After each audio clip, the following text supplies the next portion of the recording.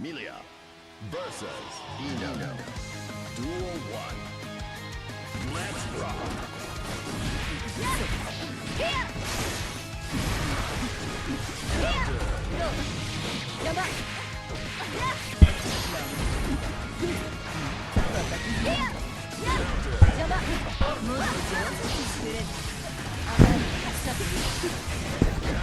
All right, better late than never, but here we are, Guilty Gear Strive. Last day of Pinnacle 2023, and of course, it's your boy for Shaw. Give me a little solo commentary until we get a partner in crime with me. But of course, Ticklememour and Zennokiseki going at it. Now, Ticklememour getting a little bout right now that we're seeing there at the very end, tail end. Unless the defense can come through, potentially. Okay, there we go. Let's get it started. The PRC bringing it all the way back. Ticklememour. All right.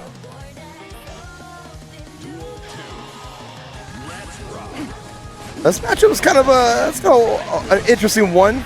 A lot of back and forth on the whole Oki action, where the knockdowns are a lot more threatening in terms of like. I think that Eno has a tough time escaping once he's knocked down by Millia.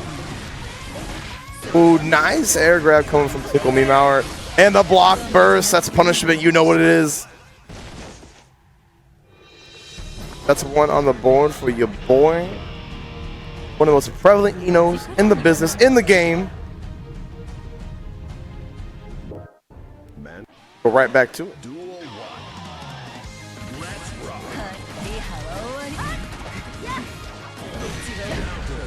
Nice 6B. Yeah, ever since every single time that like Ticklememour gets a wisp of any time that Millia likes to be in the air, is ready to anti-air, ready to air grab, ready to 6B, so it has all these go-to answers just to deal with the air move. And you got it. I mean, this character is so mobile.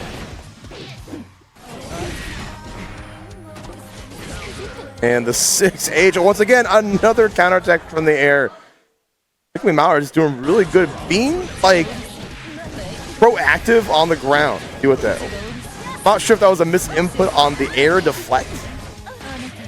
You just kind of waste some burst meter. That's kind of unfortunate.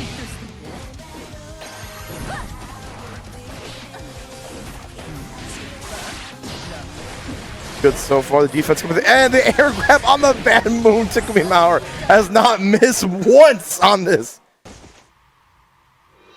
Almost like Ticklememour has some MU experience against, maybe some other Millias in our region. If that name is Taters. Kind of see, and the MLA all ready to start. But Ticklememour is ready and warmed up. Of course, this is best of 5. Person has to win 3 games to move on to this top 16. Top 8. 16.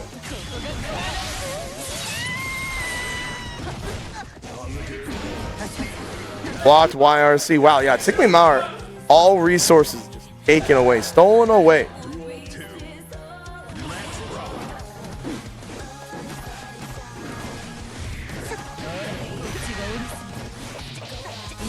Anti-air jumpies. We're back in the corner once again. You jumped again. I snipe you once more. It just really doesn't stop. I've never seen an EOP a more point in this matchup ever until right now. A walk up slow to the grab. One more chance for Zennokiseki, and all hope is gone. As a perfect 3-0, very clean coming out from Ticklememour, very own Seattle player. B&W looking very strong today. What's up, guys? It's your boy for Giovanna doing a little solo commentary. I haven't done this in a while, but it's what it is. We're trying to find somebody. If got anybody to come tag team with me, I really appreciate it. My voice is a little dead today, but we're still out here doing the work, so we gotta do what we all gotta do. That's the Pinnacle 2023, doing it big, and all the staff working really hard for this. It's been really incredible to make it work. I really appreciate it. Got a lot of strong players out for every single game. We got Street Fighter, Guilty Gear, Got Smash up in the other room as well. And we're moving on through this bracket. Let me pull up the bracket here while we're waiting. A little more casual than I think we're used to, but you know, that's how we do.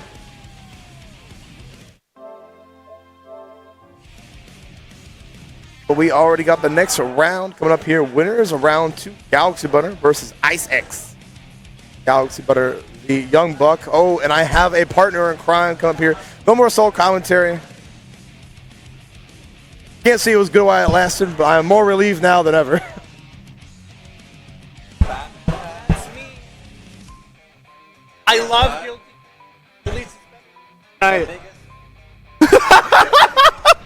I've never thought I would hear that. I never thought I would hear. Usually it's the other way around.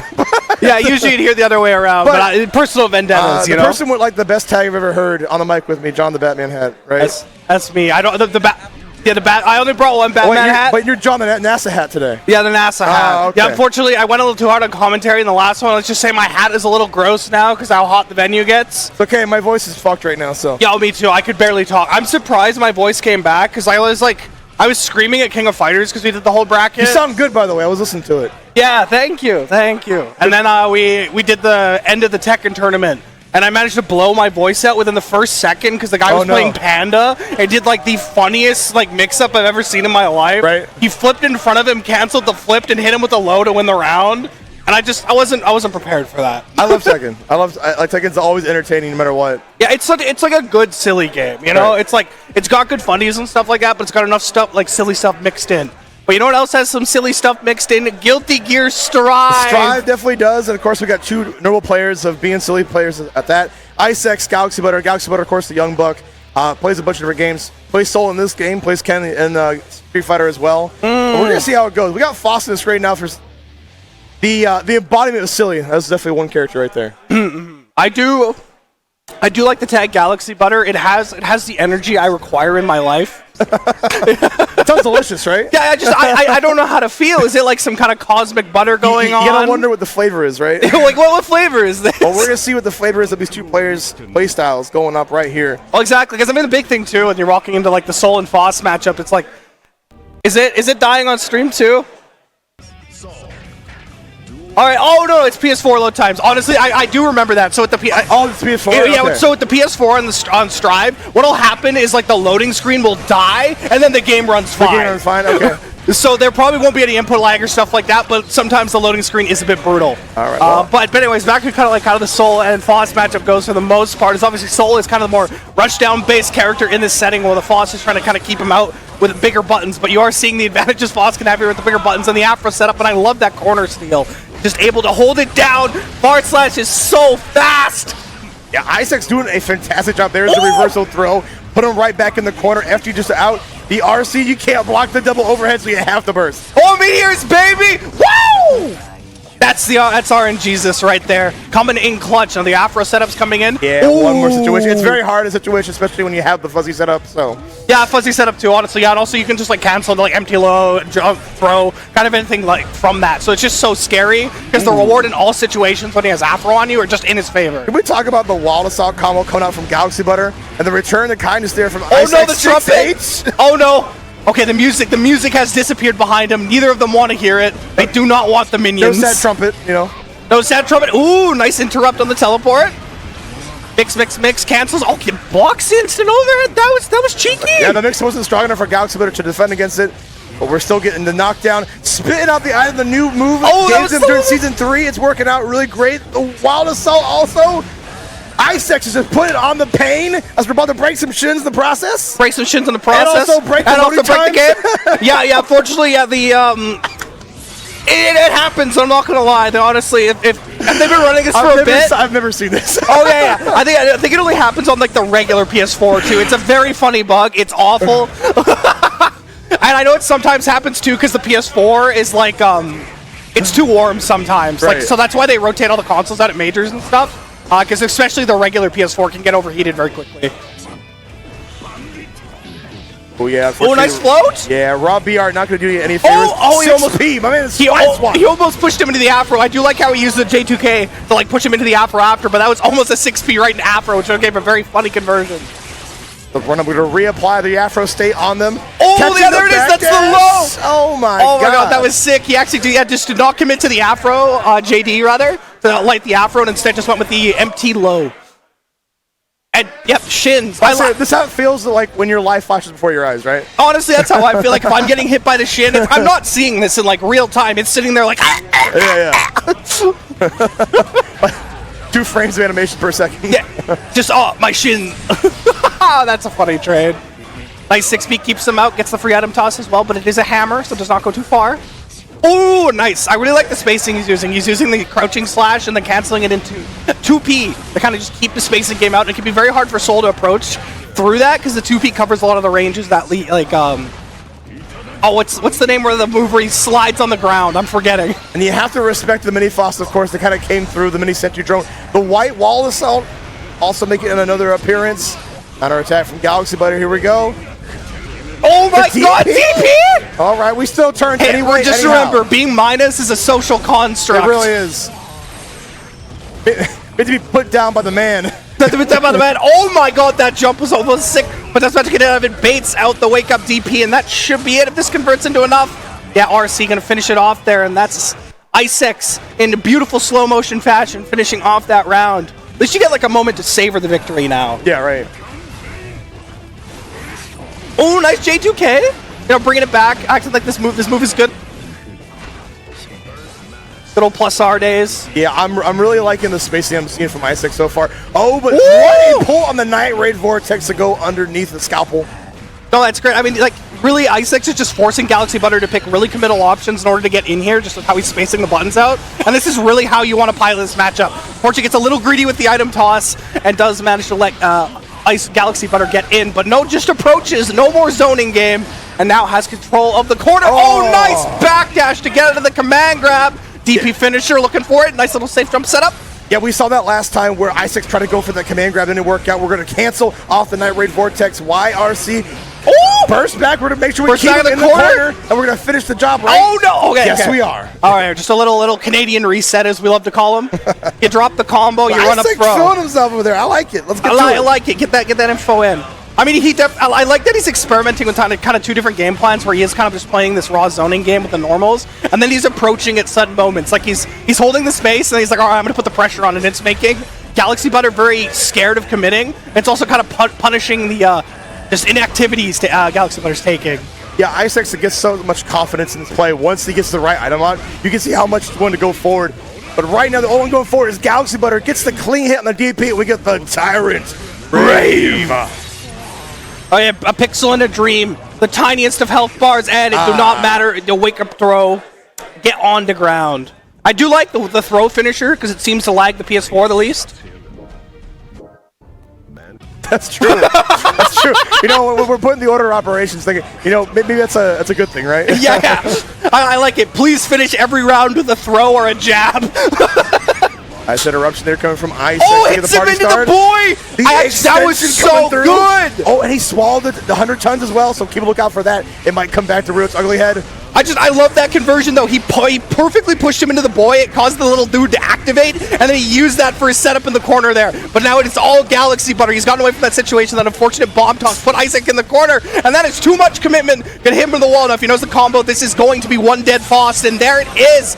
Galaxybutter. IceX, I know you summoned a 4-leaf clover, but you got to be a little bit more lucky, a little more skilled to yeah, gotta get that like 8-leaf clover, man. Just mutate it, the Chernobyl clover. Chernobyl.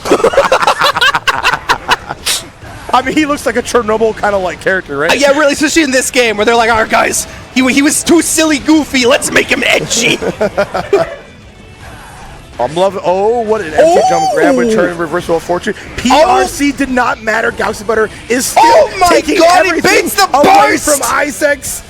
This is insane. It gets him in the corner. Honestly, just needs one more hit. He's looking for it. He's just keeping the pressure on. Defense too. That was good. He was really trying to force IceX to just like commit to pressing a button. It did not happen, and this means IceX was able to get into the corner temporarily, but it does not matter. The 2K into full beautiful conversion. I mean, Galaxybutter is going to be taking the game. 2-1 on Galaxybutter's side here. Only one more remaining for Galaxybutter to move on through this top 16. Or can IceX stop the train? Can he stop the train? Can the ice the butter, make it rock solid, unable to spread its victory across the solar system? Oh, that was stupid, but that was stupid. Getting hit by a bat! Get in that corner! Oh, yo, let's go. Nice. He cancels on the throw. That is going to give him a wall break, but does not give him the afro setup in the corner, which I'm curious, because I feel like the fuzzy setup there is a lot scarier than going back to neutral with the wall break. Like, don't be wrong. Positive bonus, go brr! Yeah, but I can you've only now set imagine yourself. the IceX maybe a little bit scared because he missed the 2 command grabs the first time. Yeah. And so Prevention probably did PRC just to cover his tracks. But Galaxybutter, you know, was able to return kindness with a lot more damage because of that. No, exactly. It put that in this zone where, like, IceX is playing really good around the kind of the far slash range. Like, he's playing a zoning game very good, using the 2P to kind of punish ranges. But what Galaxybutter's doing now is sitting outside of that range, getting these whip punishes and getting in, and then just stuffing IceX in the corner and using as many resources as possible. Just keep him there, baits out the throw, and is just playing a fantastic game, calling out these defensive habits, and is looking to potentially be 1 hit away. Positive bonus online, so a lot of advantage. 10-ton weight coming down. Oh, the unblockable! There we go, Meteors. Oh, you saw that, but he ate it. He gave him a little munchin'. Oh, Meteor's down. Again, he's stuck in the corner, needs to get his hit. But we have a lot of Meteor on Galaxybutter's side. He's going to be able to use it as a jump again. Unfortunately, a little bit too gritty on so many of his command grabs, and they just not worked out on Galaxybutter's side. But salvage to the presence of mind of Galaxybutter to know exactly when IceX was going to go for it. And also just really good about calling out all the bursts from IceX at the same time. No, just fantastic. Like, I love how Galaxybutter is adapting kind of the defensive habits of IceX, but I think my favorite change was in neutral. Because for the most part, IceX was just, you know, spamming kind of the far slash, all of Faust's huge buttons, and then canceling into 2P to kind of zone him out. But then Galaxybutter started being like, okay, it stands right outside of the range of far slash, lets IceX whiff, delays the approach with either, like, a Tyrant Rave or just one of the few, like, forward advancing moves he has. I'm forgetting move names. And then he would just be able to get in on that, push IceX all the way to the corner, and then it was just all business there because the reads on defense. Speaking of business, we got another player with a lot of business here. Rikir coming up against Memokarp. This is going to be a banger matchup. This is going to be a banger. Not biased at all. I love you, Memokarp. You're so hot. Sorry, did I say that out loud? For context, I need a drink. Yeah, for context, Memokarp is my boy from Edmonton. I literally came here with him. He's in my old apartment with my old roommate, Big Tanner, and it's hard not to be a little bit biased about my boy, but it is going to be a banger match because not only does Rikir play absolutely fantastically, Memo is the North American Baiken himself, and you just are going to get an excellent performance here. And honestly, I've watched them play in the past. And it's always just so back and forth because Rikir's just like neutral control is so good. And Memo is a lot about moving around in the neutral. That's how he likes to play. And then obviously once he gets in, it's Baiken City. He's going for all the mix in the world. But because these two are so good with space control, it's just this game of cat and mouse. And then when they get an advantage, either player just makes the other one explode. So it's like, it feels like there's not a ton happening in the beginning. And then once one person gets a hit, the game just explodes. Yeah, no doubt. I mean, one reason I'm really excited about this is because in the past, Rikir had played Chipp, but now has been playing Asuka. Nice. So I'm curious to see if the Asuka will be coming out against Memo if it's like seasoned enough, because that's a character that's been kind of on the radar lately, right? I mean, the character is kind of funny, puts a lot of screen control, real estate on the screen itself.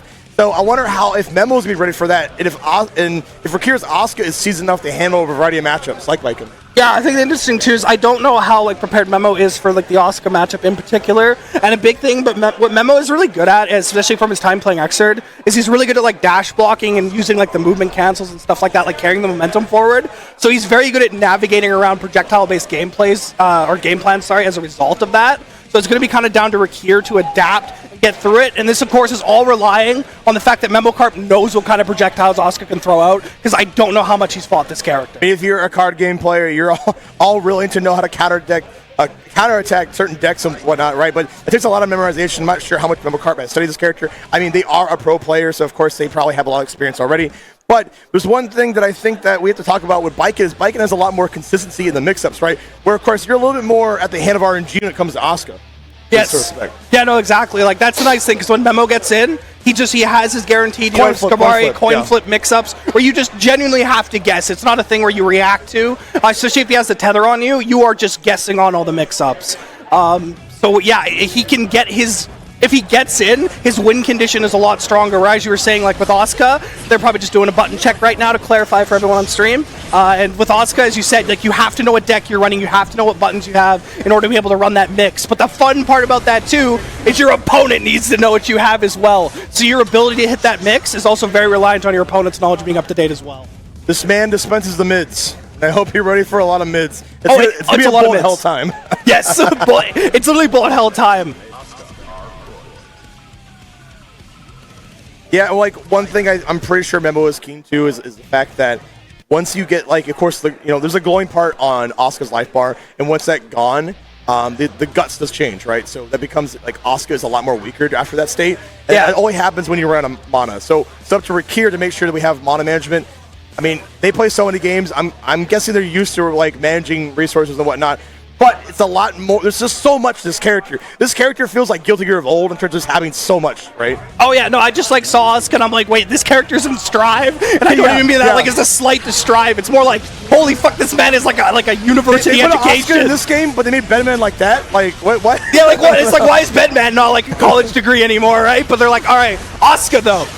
Okay, Memo doing a decent job of blocking so far, but you see he is kind of falling down to this pressure. The overhead coming out from Rikir already and cycling through. I'm scoring 5. I'm scoring 6, 7. 6, 7. Gonna get that royal flush, and he's got Memokarp stuck in the corner here. Can he get out? Oh no! And he overcommits on getting his resources back. Didn't want the mana to go down, and Memo has found the hit. There it is, and this is where we're talking about that consistent Baiken game plan. He's just able to get so much damage down and guarantee mix at a certain point. Oh, nice use of the aerial fireballs to knock him out of the air. And he has the combo! Are you kidding me, Rikir? Yo, this guy is kind of cracked. Oh, just jumps in. Oh, he whips the throw! Oh, that's a little and that's Memo getting the hit. Gonna pull him into the corner. Gonna get the wall break on this probably as well and finish it off. And there we go. And that is, of course, one of Memo's biggest strengths. His combos are just on point. He's labbed the living hell out of this character. He knows where to get all of his resources, and was one of the first people in like North America to kind of just bring out these really unique Baiken routes. Most of it I stole from Japan though, insider joke.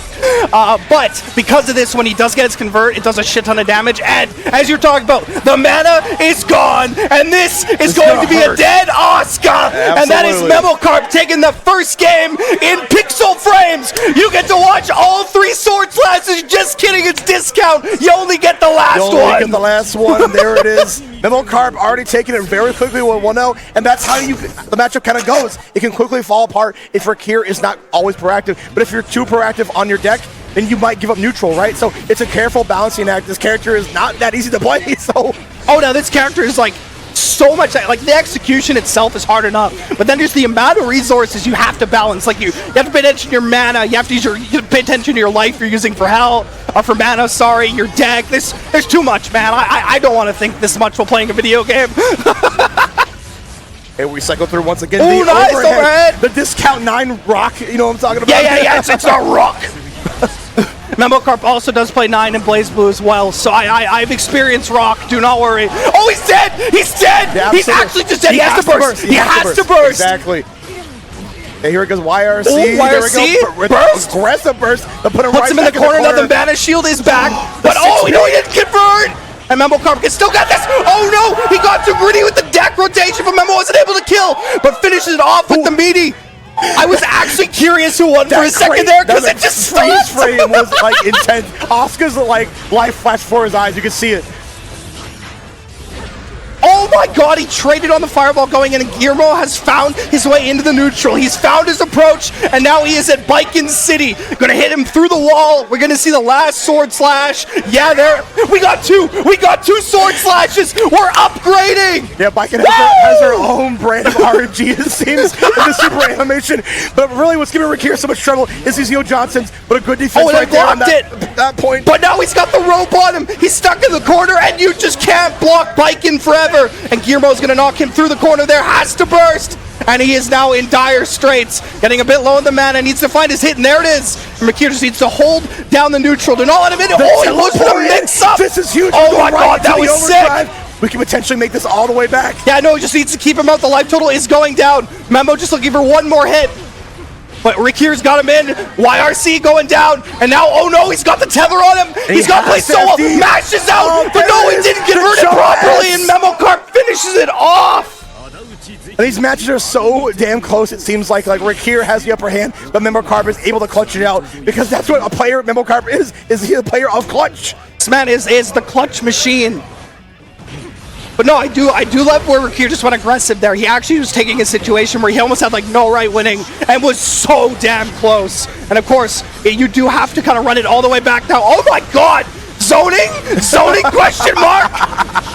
Do not approach me, the gravity has given me its will. Oh, that was scary. Controller of time and space right here, Rikir. All right, PRC just to keep the pressure going. Push him out with the Gravitron. Oh no, the mana's getting low. He's got to be so careful. Okay, he has reset the mana successfully, and it's big.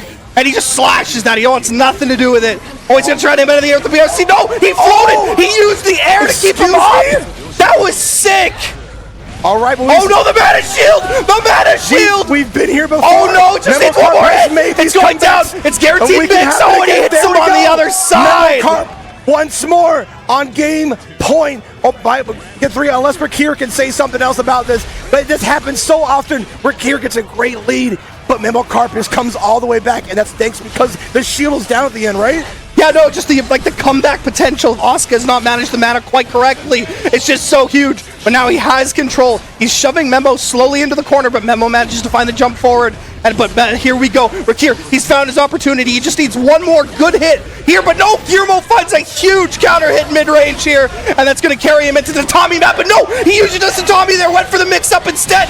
Gives him the GAT. And there we go. It's finishing it down. Needs one more hit. The burst comes out. And Rikir, there we go. He's going to have the conversion. Potentially nice block on the cross-up here from Memokarp. And just one more hit. Oh, he's in the corner. This is not where he wants to be. He bursts it back into the corner. Nice match. RC, but it's going to be scaled so hard, I don't think he can kill. And just needs one more hit. He's at the advantage. Oh, that was so risky. Why RC? Oh, and Memo got his hit. Didn't convert it, but it doesn't matter. He picks it up on the reset situation.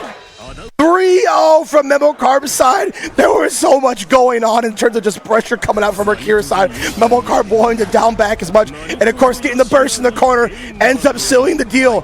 Oh my god, there was just so much of a scramble going on. I mean, just the amount of comebacks on both sides were like ridiculous. Like, I know Rikir went down like 3-0, but this is one where they would walk up to TO, it was 3-0 but close, and I would actually believe it. Because like, he was so close every single time. Like, unfortunately, the mana shield would go down at certain times. He would get blown up for it. He sometimes didn't convert his damage to get quite out of there. And he would let Memo kind of jump out of the corner a lot because he started shuffling through the deck. And Memo noticed that during his corner pressure and was able to escape a situation that, honestly, I think Rikir could have been able to snowball into a lot more. Yeah, what an incredible match. Is what you really expected between two Titan players of their caliber, between Memokarp and Rikir. And of course, that was only winners, so Memokarp would be moving on. Rikir would be on the losers. But you'll best be ready for that Asuka. That's all I got to say. No, the Asuka is looking so clean. Trace, though, coming on the field. Trace, honestly, my hero in the 3v3 on Friday. Well, what an entertaining player, of course, playing Goldlewis and whatnot. I'm curious what the victim is. Yes. I'm not going to say opponent. I'm going to say victim. The victim. No. Trace is pretty cool. He's taking us out for food, and he knows all the best joints. He knows what to get. I walk in. I don't have to do anything. The man is the hero. He pre-picks all the food, and he can play Goldlewis. So I've never seen a more gifted human being in my life. Right? Yeah. He can do it all. This man is him. Yeah, also had a good time commentating with him. He helped fill in on the 3v3, so he's just a great person to talk to all around. So I'm from Seattle, so this is awesome to see more Canadian players and whatnot. I'm for Shaw, by the way. Yes. I don't think we enters myself. Yeah, I don't know. It's okay. Suplex was like he Shaw's alone, and I'm like, oh no, oh no. I need a partner in crime. Well, I'm glad you're here, John. I got you. It's a great time for some Guilty Gear action. And here at Pinnacle 2023. Like I said, games is all going around all around us. People are having a great time. There's casuals upstairs. Actually, the casuals room's not open today. No! Jesus took the room. Jesus took them away. The church beside us is using the room today. That's right, you're right. Yes, I Jesus... thought you were joking, and then I forgot the Thrive thing. Hey, no shade against Jesus, but you know what? I like my casuals. Yeah, I want my casuals, bro. And the room upstairs is like immaculate vibes. Can we canonically say that Jesus killed Mbon? He killed Mbon. Jesus killed Mbon. You guys heard it here. I'm sorry, guys. It's true. That's my new religion. I'm bringing it up. Jesus killed Mbon. Mbon is my new god. He's my new god, and Jesus killed him. And okay, we got Taters coming up. The Millia going to be in. This is the classic young, slick woman tries to fly around the big guy with the coffin. And if the guy with the coffin hits her, she dies. She just dies. You know, per usual, right? Per the usual. Trace, Taters, you know what it is. Taters, of course, coming from Seattle as well. One of the best players we have, and one of the best Millias in the business too. And they are ready to play. So I'm curious to see how they handle Goldlewis. We don't have too many in Seattle, but of course, I think in this matchup, Millia has the mobility, has the way to make sure that we can lock down Goldlewis. Because Goldlewis, I don't know, I feel like, granted, Millia does explode, right? Goldlewis has great buttons that are big and long, you know, the 5P, 2P, and whatnot to check. But I'm curious, how do you lock down a character like Millia? No, exactly, because the big thing is she just has that raw mobility advantage, and kind of. The thing is, he can make Trace commit to anti-airs and then use, like, say, the flower, stuff like that to jump away from it, bait out jump. So there's a lot of counterplay you can do. Like, Capel is, like, very, very good. Now, obviously, the big thing, though, is if Trace does make the right read, he can kind of, like, just make Taters absolutely explode. And I think a big button we're going to see a lot of is Goldlewis's JD covers so much of the top of the screen, and it makes it very difficult to approach him. And we're seeing it right there, just like it's covering the ground, it's covering the air, and it's really forcing Millia to have to move around on the ground more, which Taters is doing a fantastic job of. He's spacing right outside of a lot of Behemoth Typhoons, and he is able to get it started. But you see, Goldlewis doesn't even have to hit you. If you're just blocking his stuff, he hurts so much. And when you have a tiny health pool like Millia, it's just not a good time. But right now, Taters is taking the task. Trace, they're going to have the YRC and take the turn back. Oh, try to get the side swap, but a great burst coming. The turbo fall mix up. That was some cheeky stuff, Taters. I like what I'm seeing so far. There we go. Break that wall. Break the wall. What part Kill the sound. Kill the sound. We got to see the last hit. I wonder if it's like Baiken's sword. We get one more hit every time he does it. All right, but there go Trace putting out the drone board, but it's going to go off screen. Had a little bit of a cameo itself. Oh, nice block. Doesn't get more out of it, but honestly, the chip damage is more than what he wants. And that's JD. Yes, look at it. It does your dishes. It takes you out to dinner. It will fulfill every desire you have. It's such a critical button. You have to play around in this matchup, so Taters has to be really proactive to deal with it. The white wall assault. Trace is known to do it. Just do it. Just do it. Come on. And I mean, honestly, though, like, the risk reward is heavily in the favor of Goldlewis on it. Yeah, he can get punished for it, but if he hits you, you just take half your health, and you're like, oh, okay. There it is. That the 5P check didn't really get much to call home about it. But I think Taters behooves that, like, as long as we can make sure that Goldlewis swings first, so we can whiff punish, right? Exactly. Like, he's really just forcing Trace to make preemptive options, and that's going to allow him to do that. Oh, he's going for a little cross-up setup there, but jumps out instead. And oh, this is going to hurt! YRC comes down, and I do like the pressure Taters is keeping on it. There we go. Oh, no! Oh, no, he tried. I think Taters realized that they thought they were out of the range. Yeah. But you're never safe. You're never safe against Goldlewis. Yeah, no, I think the big thing is he was sitting outside of the range, and I think he went to whiff punish, but he was just like afraid too early, so it was still active, got counter hit, and then life was not so good and after it's a little deceptive because Goldlewis, when he does his wild assault, he like pushes forward, stops, and then oof. Yeah, like he has a whole like second hit to it. Well, there we go, gets the cross-up on it. Nice blocks here from Trace, though. And I do love this, like, kind of just movement game Taters is doing. He's staying out of the ranges, but this is what it's doing is it's forcing Trace to jump and use JD. So I think if Taters can take advantage of this and kind of space that out, he's going to see a lot of success. So just keep this ground game up and kind of force Trace into the air, and he'll be able to approach a lot easier. But my boy, the drone, is holding down the neutral. But great burst here from Taters to take it back. Oh, there we go. And he still gets the most out of that situation. Trace is trying to recover from the whiff, but he gets that. Bad Moon connects, and he has control of the corner here. Oh, it's going for the cheeky reset! I'm not sure how I feel about that because it gives Trace and their chance to wall out with the drone here. Okay, it has to YRC. Yeah, exactly. Gets the hit.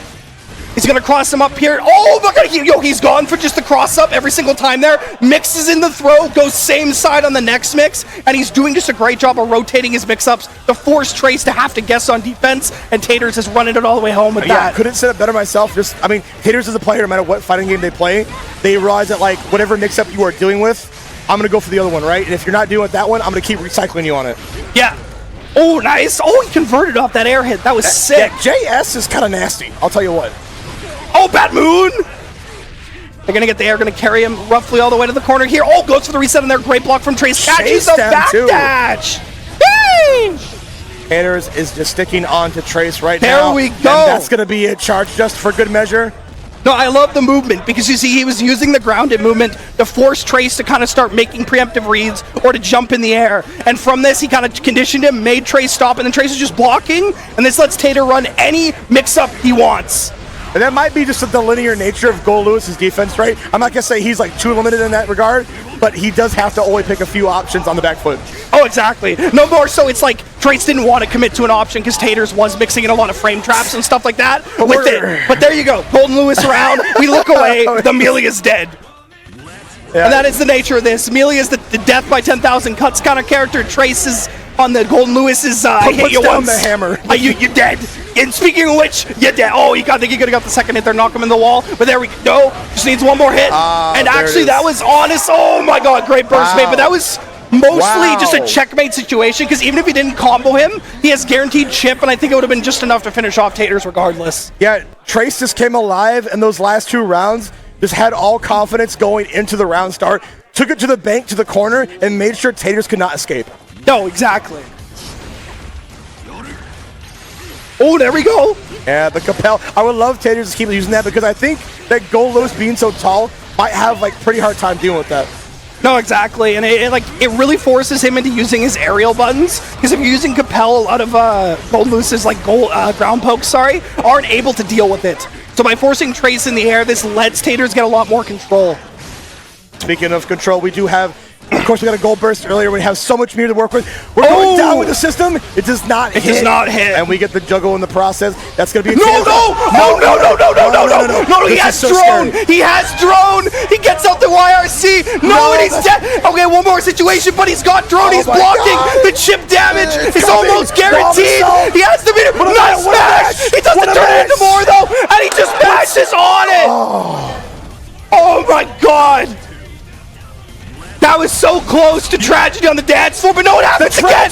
Keeps going, He forgot about the second hit. No, they weren't supposed to release a sequel.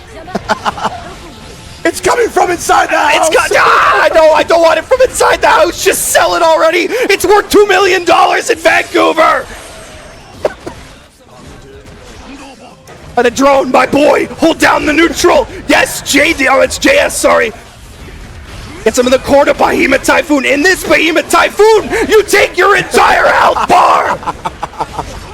And he's still got 3 bars, it don't matter. We swing the coffin and your life bar go. Yeah, when your life is just so low like that, Chip. No, he's gotta stop getting hit by the second hit! I've seen some deja vu going on this weekend. Deja vu? I've seen that move before. Please don't get hit by it again. Nice, hit on the low. Mix-up's coming in, same side. Probably gonna see it. Okay, oh, to revolve this time. YRC back. Oh no! Close edge. Oh That's gonna be a grip of damage. Just one more hit, but he's got the setup. He's got drone online if he wants, and he swings the coffin. Gives it a little. He goes around. He do-si-do, swings that coffin, and sends Tater all the way back into loser's bracket.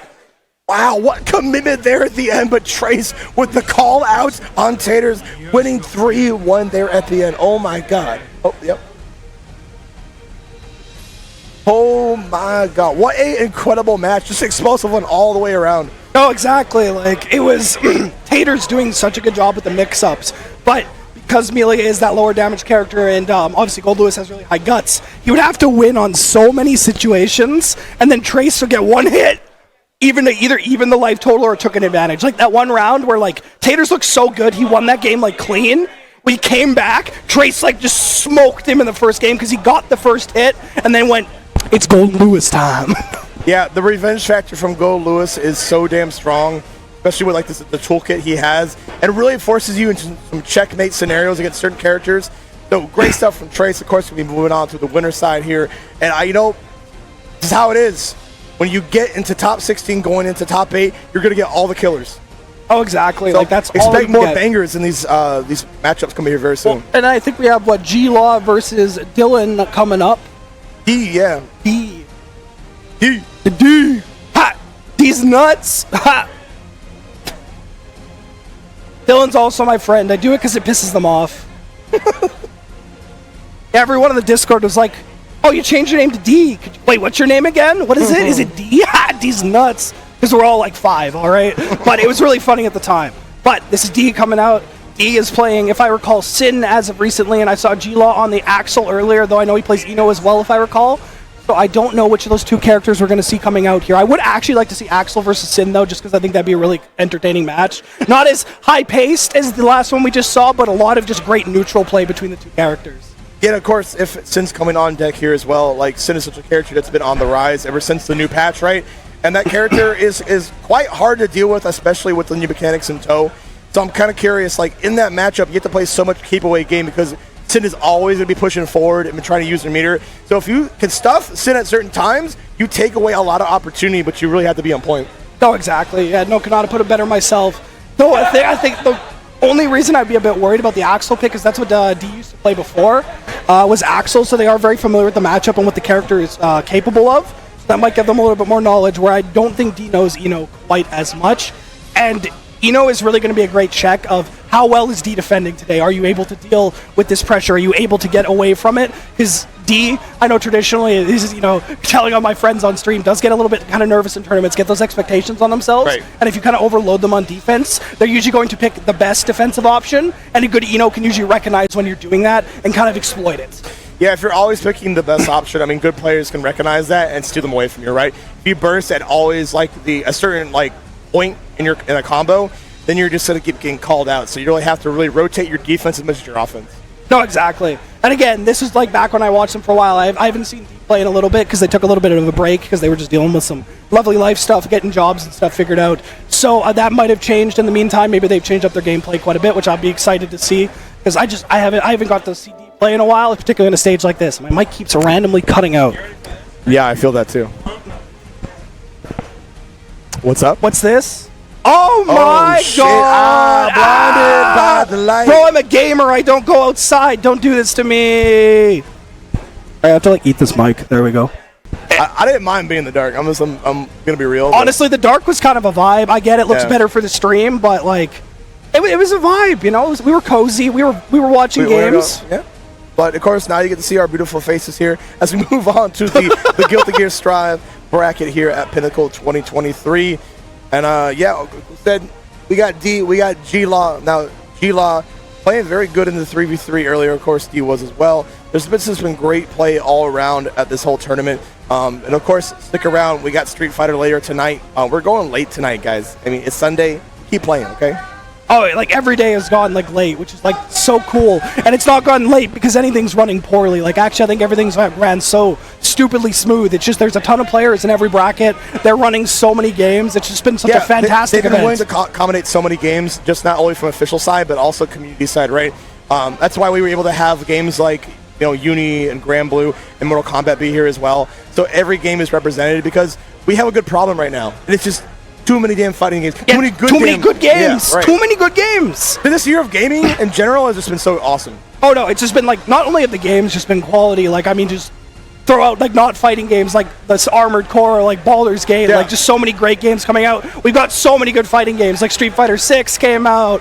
Obviously, I know Grand Blue got the update, which everyone that's played that game is excited for. December, yep. Yeah, so there's been so much just great content come out, and a lot of support for the older games in the last few years, like BlazBlue getting its rollback netcode, Xrd getting its rollback netcode, and it's of course crazy. Plus R and stuff. I've never seen so many Zoomers start playing Plus R and Xrd. Yeah, it was so cool. That resurgence was just so sick to see. And I mean, Xrd is such a funny game. It's you kind of go in the online sphere, and sometimes it's hard to find games, but every tournament, that bracket has so many people. Right. Combo Breaker, almost every year, they end up dedicating a stage to it. Because the bracket's so big and so good. That's so awesome. I mean, it's amazing what quality of life stuff like that between rollback and some community support. Because I know a lot of developers kind of go to those games, but people are willing to keep those games thriving, and that's why we're here. So. No, exactly. And I mean, even BlazBlue, just to bring up Edmonton. Man, BlazBlue was sick last night. Yeah, that was such a sick tourney. Such a sick tourney. But I mean, for Edmonton, for example, the BlazBlue scene has died 3 separate times, and it just keeps coming back because the game is just so sick.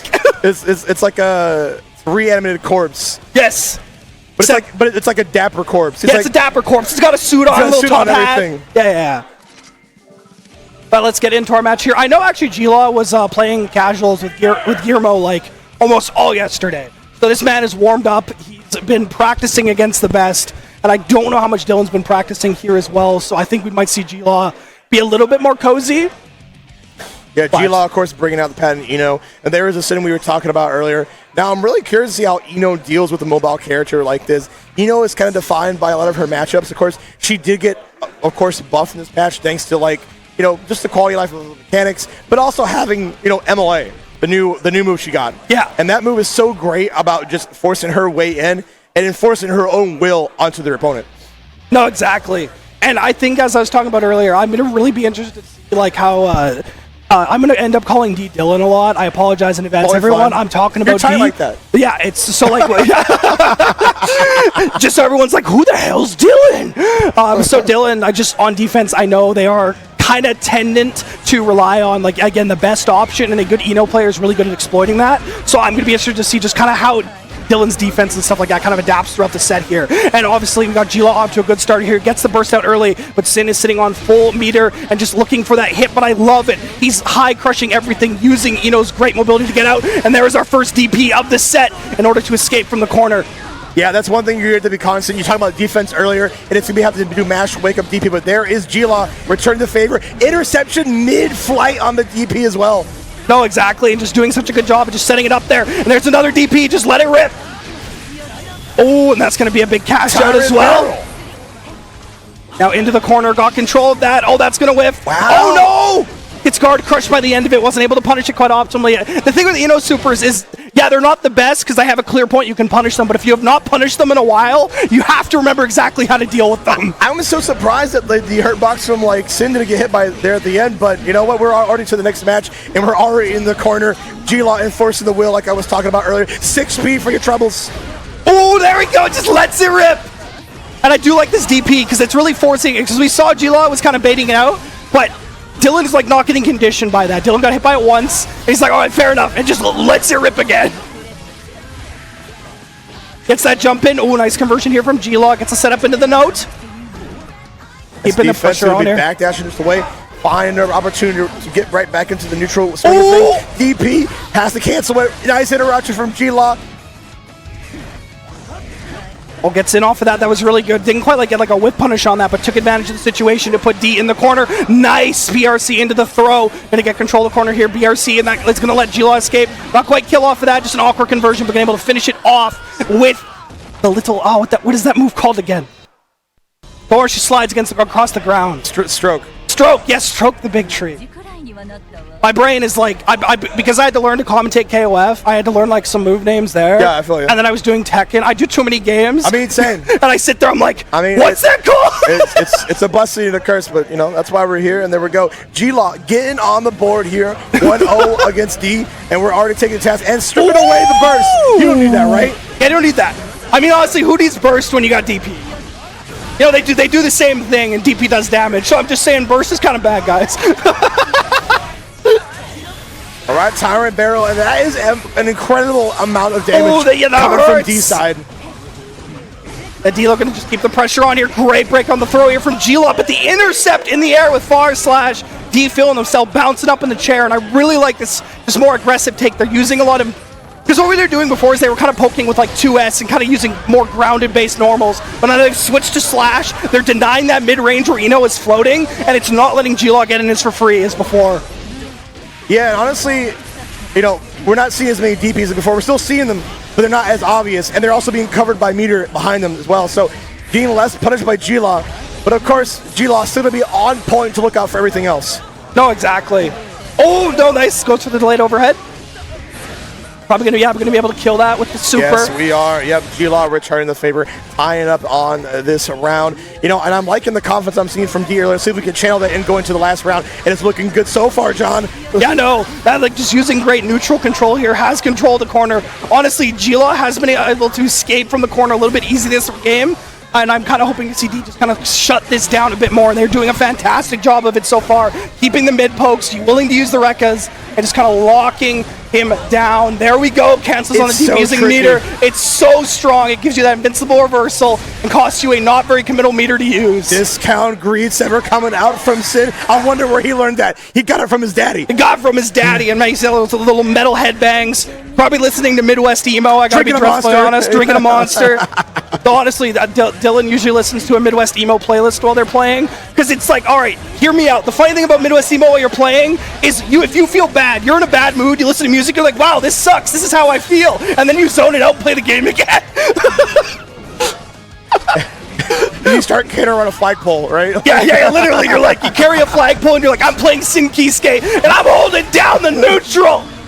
Oh, Bait's up, gotta punish the super proper. This time Bait's the burst too. That is what you like to see. Strips the resource and able to punish the overdrive in the process. Get some fantastic damage with the clean. All right, hit on what's the tyrant Oki? barrel. What's for breakfast? It's a wedge round up, right up throw. And that is going to be D-Dog in the corner. No, the DP whipped. Tragedy is stuck on the dance floor. But it's okay, has meter, has access to that DP, and we play the neutral. We jump back and we slash. It was good on D to be very reserved at the end. Didn't take any sudden movements, and now we're here, towel tied up. All tied up, 1 round away from taking the lead in this set, and has the burst advantage as well. Gets a nice hit on there. And I love these aerial slashes, just denying the approaches Glaw is doing with this close slash, or far slash, an aerial slash. It's okay, I don't think the players experience that little glitter, which is good. Another burst bait! Another burst bait! He's in his head! He's in his head! Charles, get out of my Charles, get out of my head! You're supposed to die in the last X-Men! But no, it's D! D is replacing Xavier, and it's going to take the lead in the set! If they don't drop his combo, no, it's not quite enough damage! Please don't let me cast or curse you! Yes, I did it! You're so sick! Second hit of the DP, and D goes up in the set!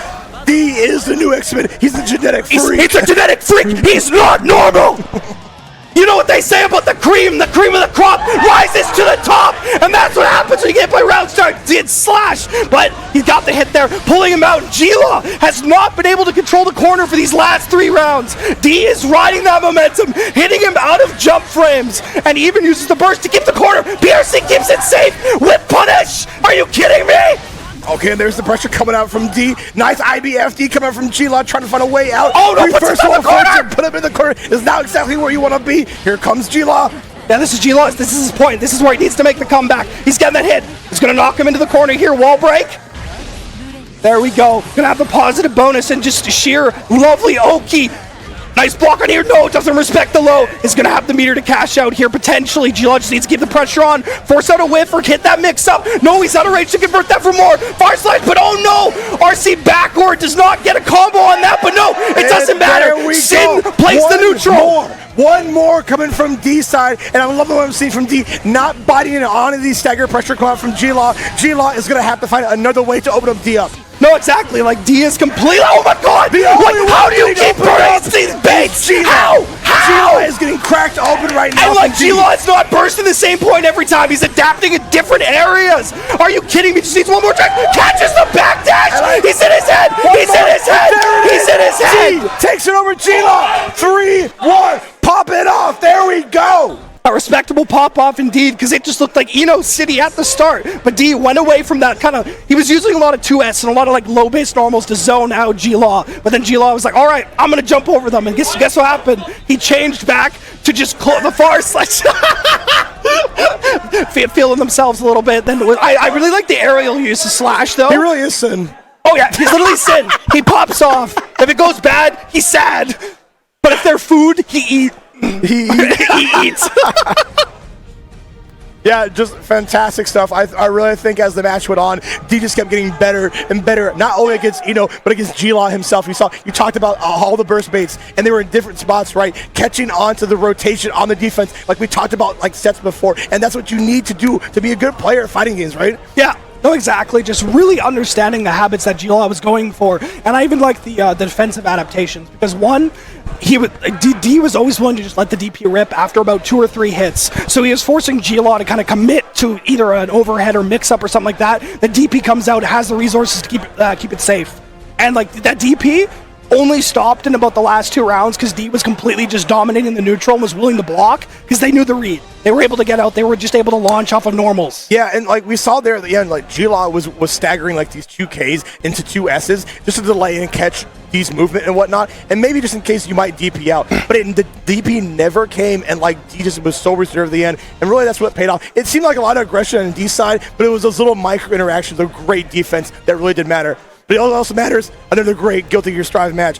We got, of course, another great being in Pink Rain and Test Your Luck coming away all the way from Ontario, right? Oh, geez. I have no idea. But yeah, that is quite the distance. All the way from the farther away Providence coming here to kick some ass with Nago. And, of course, Nago, a little bit of a funny character to the season, right? Has the new low Beyblade into, of course, the highest that can hit DP. I don't know who thought about that. But, guys, it made him worse, I swear. He was having trouble opening up people. He was having trouble in the neutral. Like, I didn't get it. Wait, he had no mix. No, he only had a guaranteed command grab. Or sorry. He would knock you down, teleport into guaranteed mix. It was so bad. He needed help. He needed it.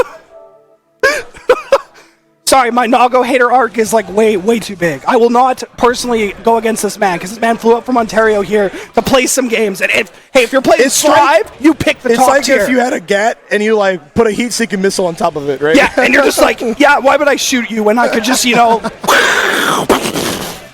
right, well, let's see if the target is locked on Pink Rain as Test Your Luck is going to go up with the newly buffed character Nago. And Pink Rain is one of the most analytical I've ever talked to. I had commentated with him on the 3B last night. It was we commentated Glaw's match and was able to recognize all the situations, and that's a very studied So we're gonna see about. I think Pink Rain is gonna be taking Test Your Luck to task. We're just knocking them down, making sure they have very particular setups to make sure they do not escape. Test Your Luck a little bit on the bet all on black kind of side, right, with the blood. So they might have to be very careful in that regard. No, exactly. I think we're going to see kind of a similar dynamic to the last matchup. Obviously not with the DP interactions, but more so how the neutral game is going to go down. Because a big thing D was doing was using, those low slashes as I kind of highlighted. But here, Nago has that same idea with 2S and then far slash. And has to pilot around those 2 moves differently. Because obviously the low slash, you just hover dash over. But if the Nago starts just throwing out a far slash, it's going to make it very difficult to approach with the hover dash. So I think it's going to be down to how well does Pink Rain navigate around it. And as you said, they're very analytical. So I think it's going to be interesting to see that they're probably going to be paying attention, and the neutral adaptations are going to be really fun to watch, how he gets around these Nago buttons. But it doesn't matter. We're watching in 2 frames of a second as the Nago puts you in the corner with dash. And you know what? Maybe Nago was all along. Yeah, maybe he really was. Honestly, it's looking a pretty one-sided. Test Your Luck. Save the Pink Rain and you better wake up because the round's already over. You blink and you miss it, but honestly, it felt like I was blinking the whole set. you could have took a mini a snooze during that one, right? But there we go. It looking like the same kind of old situation. Test Your Luck, not giving Pink Rain a chance to do anything. This seems so difficult for Pink Rain. Not something I was kind of looking for. And stealing the burst right away. Test Your Luck is playing no games. A double P in the works, John. No, that was just such a stomp. But again, it is first to 3 because that's how we do it here in the Strive realms, and that does give Pink Rain a lot of time to analyze that set because what Test Your Luck was doing was using dash into pressure, and he did showcase a lot of how he wants to play the game. Now, it is obviously very difficult for to get out against this staggered and just frame trap-based pressure, but you'll see Test Your Luck is relying on a lot of the same things because Pink Rain is just simply getting hit by it. Oh my god, it just doesn't stop. Are we getting a third one? Do we need a counter? A third one? Do we need a perfect counter, Do we need a perfect counter? Oh, but wait, maybe. Just a smidge of help. Get that victory. Get that moral victory. All right. It wasn't another perfect. I need some signs of life from you, Pink Rain. We can't go down like this. But that was the moral victory is all that matters. But unfortunately, at his Nago time, he's letting him get away with a lot of dash resets. He's just whiffing these kicks. And the hardest thing in this matchup with is because you only have a wave dash, with punishing and approaching Nago's moves is so hard. Because sure, he whiffs something and it recovers in 3 frames. You're not getting there with a hover dash to punish that whiff. Even though, not even like punish the whip, but more just like take your turn. You just can't. Nago can whiff moves for free. Now there we go. Showing signs of life, gets this reset there. Pushes him out with the blood. And the chip damage and just the rage on the sword. Okay, though the health is really low on here. Puts the mask back on. Oh my god. Yeah, putting the mask back on, it's like another RC itself. It screen freezes and gave another chance for Test Your Luck to BRC into that throw. It was looking kind of good there for Pink Rain at the end, but Pink Rain, I think, needs to be the aggressive one at these round starts because that's how TestYourLuck is winning. No, exactly. TestYourLuck is getting the first hit and just running it all the way in. But like I see, before he was just using raw command dash here, but now he's actually throwing out a normal at the start of it to kind of stuff that hover dash. But here we go. That's this is the signs of life. Pink Rain is looking good, but the problem is because TestYourLuck has been on offense this whole time, Pink Rain hasn't had a lot of time to test the defensive abilities of TestYourLuck. Not showing what he's capable of doing because he's just been on the defense this whole time. So while the neutral adaptations are coming out, I'm very curious to see what he's going to figure out on offense. Hey, there goes the knockdown. And the baits it out! Oh my god, there we go. Pink Rain doing a good job starting to come alive there on the offense. Yo, Beyblade, he needed it. It needed to be a low. Oh my god. It has to burst. Well, it doesn't really have to, but I believe in him in this point. Oh! What a stroke underneath there. Pink Rain, one more chip. Oh, baits it out again! One there more we time. go! Pink Rain so on cue against these deflects. And honestly, that's what you need to get back in the swing of things. It does good for the mind, for the spirits, for the body, for the soul. And that, unfortunately, is not very good for your blood. That's really not good for your blood. I would not recommend. Yeah, I don't know if Nago wants that. There's probably some high blood pressure right now. I don't feel she's like. I mean, she's normally stressed, bro. She can control the future. But she's like, nah, I gotta fight Nago now, and that is so much worse. Oh no! Oh no, that's not what you want. That's okay, but baits out the Beyblade. It's the first time we've seen it a Beyblade whip punished in my Guilty Gear Strive. snkz gonna get the extension with MLA, go right into the corner. Oh, it's a high L. Come on, keep that pressure on. There we go. And this is what I love to see. Pink Rain is doing such a great job of figuring out the defensive tendencies. Because he finally got his hit. He was baiting out the deflects. He forced TestYourLuck out of it, and TestYourLuck kind of went to his second option on defense. And now that gives Pink Rain a great, just kind of, not flowchart, but info chart on what TestYourLuck is trying to do on defense. But the neutral is still going very in the favor of TestYourLuck, and Pink Rain needs to find his opportunity out. I think it's there it is on the burst. Oh, backdash! Oh my god, that's the first time he's presented that's a close S, and that's death, Yeah, that is death. But that's the first time he's presented that backdash. So that does tell Pink Rain a lot. But you are playing against one of the most explosive characters in this game. We are on death point right here. Pink Rain, you need to not mess up more than twice, I think, right here. Yeah, because unfortunately you are now at half health. Congratulations. I love Nago. And now you just need to make sure you don't block this out. But TestYourLuck's offense has just been so good. So clean. The delayed press. And that, has to burst out of that. But the positive bonus, going to be able to RC that, finish it off. TestYourLuck winning 3-1 over Pink Rain. Of course, Pink Rain making sure to get at least one on the board there. And I honestly, if that was like, had wake up a little bit sooner in the match, might have been a different game. Then we saw evidence of Pink Rain knowing how to handle the defense because God does bleed, right? Yeah. TestYourLuck does bleed, and it is on defense. So hopefully, we come back to this. Maybe get a run back potentially. No, exactly. Yeah, as you're highlighting there, like he was able to kind of figure out the defensive tendencies, but fortunately, he hadn't figured out the neutral yet, and like the offense on the side of him. Like his defense was getting good, but it was more, I think, a result of our producer just died. Sorry, that distracted us all. My man, is this okay though? Oh, his chair just completely broke. The whole wheel just snapped off. God bless our man, is not hurt. The stream setup is A-okay.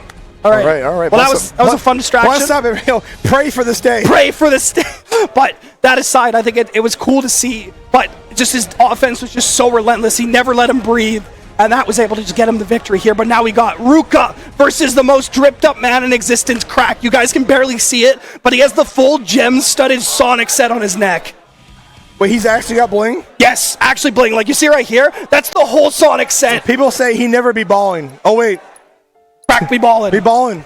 Yeah, like he has like a Knuckles backpack. He brings everything. He has all the gold charms studded in. My man, it's too good. He's got like frosted tips. Pray they never make a Sonic fighting game because he'll be there day one. He'll be there day one, and he will body you all. I mean, they did make a Sonic fighting game, but it was kind of like a little fan game. I know what you're talking about. Yeah. Yeah. Of course, what can be said? Two more esteemed players coming back on deck. Ruka, of course, hailing from Seattle. He'll be going with that Chipp, of course. Now, Chipp did get a lot of big changes, of course, this patch. One being the counter hit on the Wrecker, right? That's going to be really huge. But Ruka is that kind of player that plays very defensive and abuses the speed of Chipp. So because of his defensive play style, it might be a little bit different to Crack. I'm curious how Crack does handle this. Crack, of course, playing Kai. And I believe they did already fight in the 3-3, so they have a taste what's to come, right? Of what's to come. Let's see if they didn't pull all the tricks, though. They might have some tricks left in the bag for main bracket. Yeah, but I know Crack plays like pretty patient for the most part. He kind of plays that just kind of mid-range Kai. He is kind of willing to let it rip on some of the reversal supers and stuff like that, just on like a hard read. but for the most part, he does kind of play controlled, play back a bit. So there's going to be two players kind of like pacing each other out, waiting for the opportunity to get in. And then obviously when they're on offense, we're playing Strive. They're going to be rushing them down. But I think the neutral game is going to be very patient between these two. And I have a funny story from Ruka. So at last Pinnacle, I had to play him on stage. I don't play this game. I played Potemkin. He let me get away with 4 round start, but what was it? Hammer fists in a row. It was very funny. I mean, you know, it happens to the best of us. Oh yeah, I didn't hit him. The thing is, he was jumping away, and I was just like, okay, Mega Fist, Mega Fist, Mega Fist. We're gonna get right to it. Ruka versus Crack, duel 1. Let's get to it. Let's see what the round start is. You know, Crack is known to do that a lot. Just defensive 5Ks at round start. It's a good option. It stuffs a lot of options from Chipp because he likes to run forward, right? And yeah, you can see what we're kind of talking about, where there's just this patient game here. Now, Crack is the first one to kind of commit to a slower option there with the air dash, but they're both just kind of spacing each other out, using those normals and using the Rekkas and stuff to kind of approach from a further range. And I really do like to see this from both of them. Nice block on the cross up here. This means Crack has our first corner control of the game, going to be able to break that wall. And going to be able to get a ton of meter and a ton of damage on the board. 1 hit away from taking this and has the spark on him. Great blocks here so far. Gets the throw on that, punishes it. And great play here from Crack, playing so clean at that first round. Yeah, that was on some confidence there at the end. A lot of people kind of buckle in that situation, but Crack is just a different player. No, like his defense is very, very good. And honestly, because Crack is one of our Edmonton players, he's had to play against Memo a lot. So this man is used to blocking Baiken, and it doesn't get a lot more intense than that. All right, we brought out the boys, and we got the knockdown, of course. All right, just a single hit Rekka. I was probably waiting for some meteor just to kind of RC in that situation.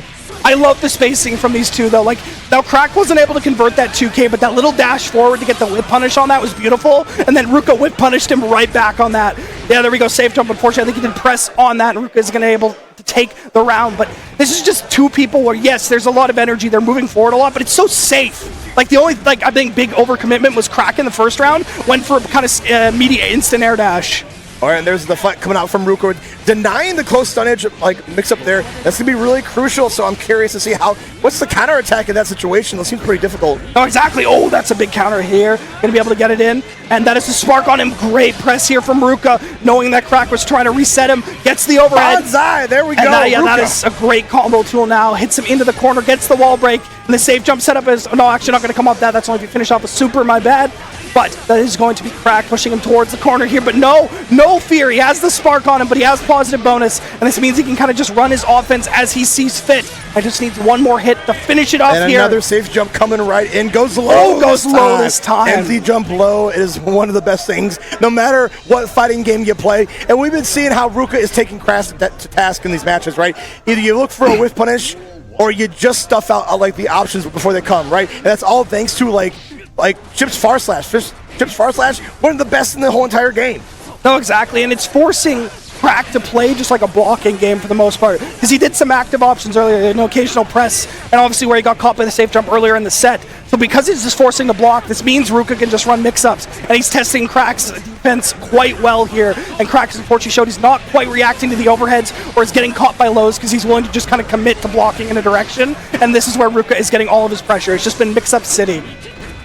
Yeah, the stagger pressure is just so hard, and eventually you mix up in the Rekka, and it becomes a lot more deadly. This time going for the low. Ruka so good at just rotating all of his options, and it's leading to victories just like these. Ruka starting off very strong so far. No, exactly. Crack, just needs to either be willing to commit onto defense to maybe press out of the Rekka, or just kind of like maybe stop going for like a hard guess on reading into it. Obviously, they're hard things to react to, but that's kind of what he needs to do here, because it's just been him getting hit by the overhead, and now he's just stand blocking like that because he's scared of the overhead instead of just reaction to it. Obviously, it's easier said than done, but because of that, he's getting hit by so many lows.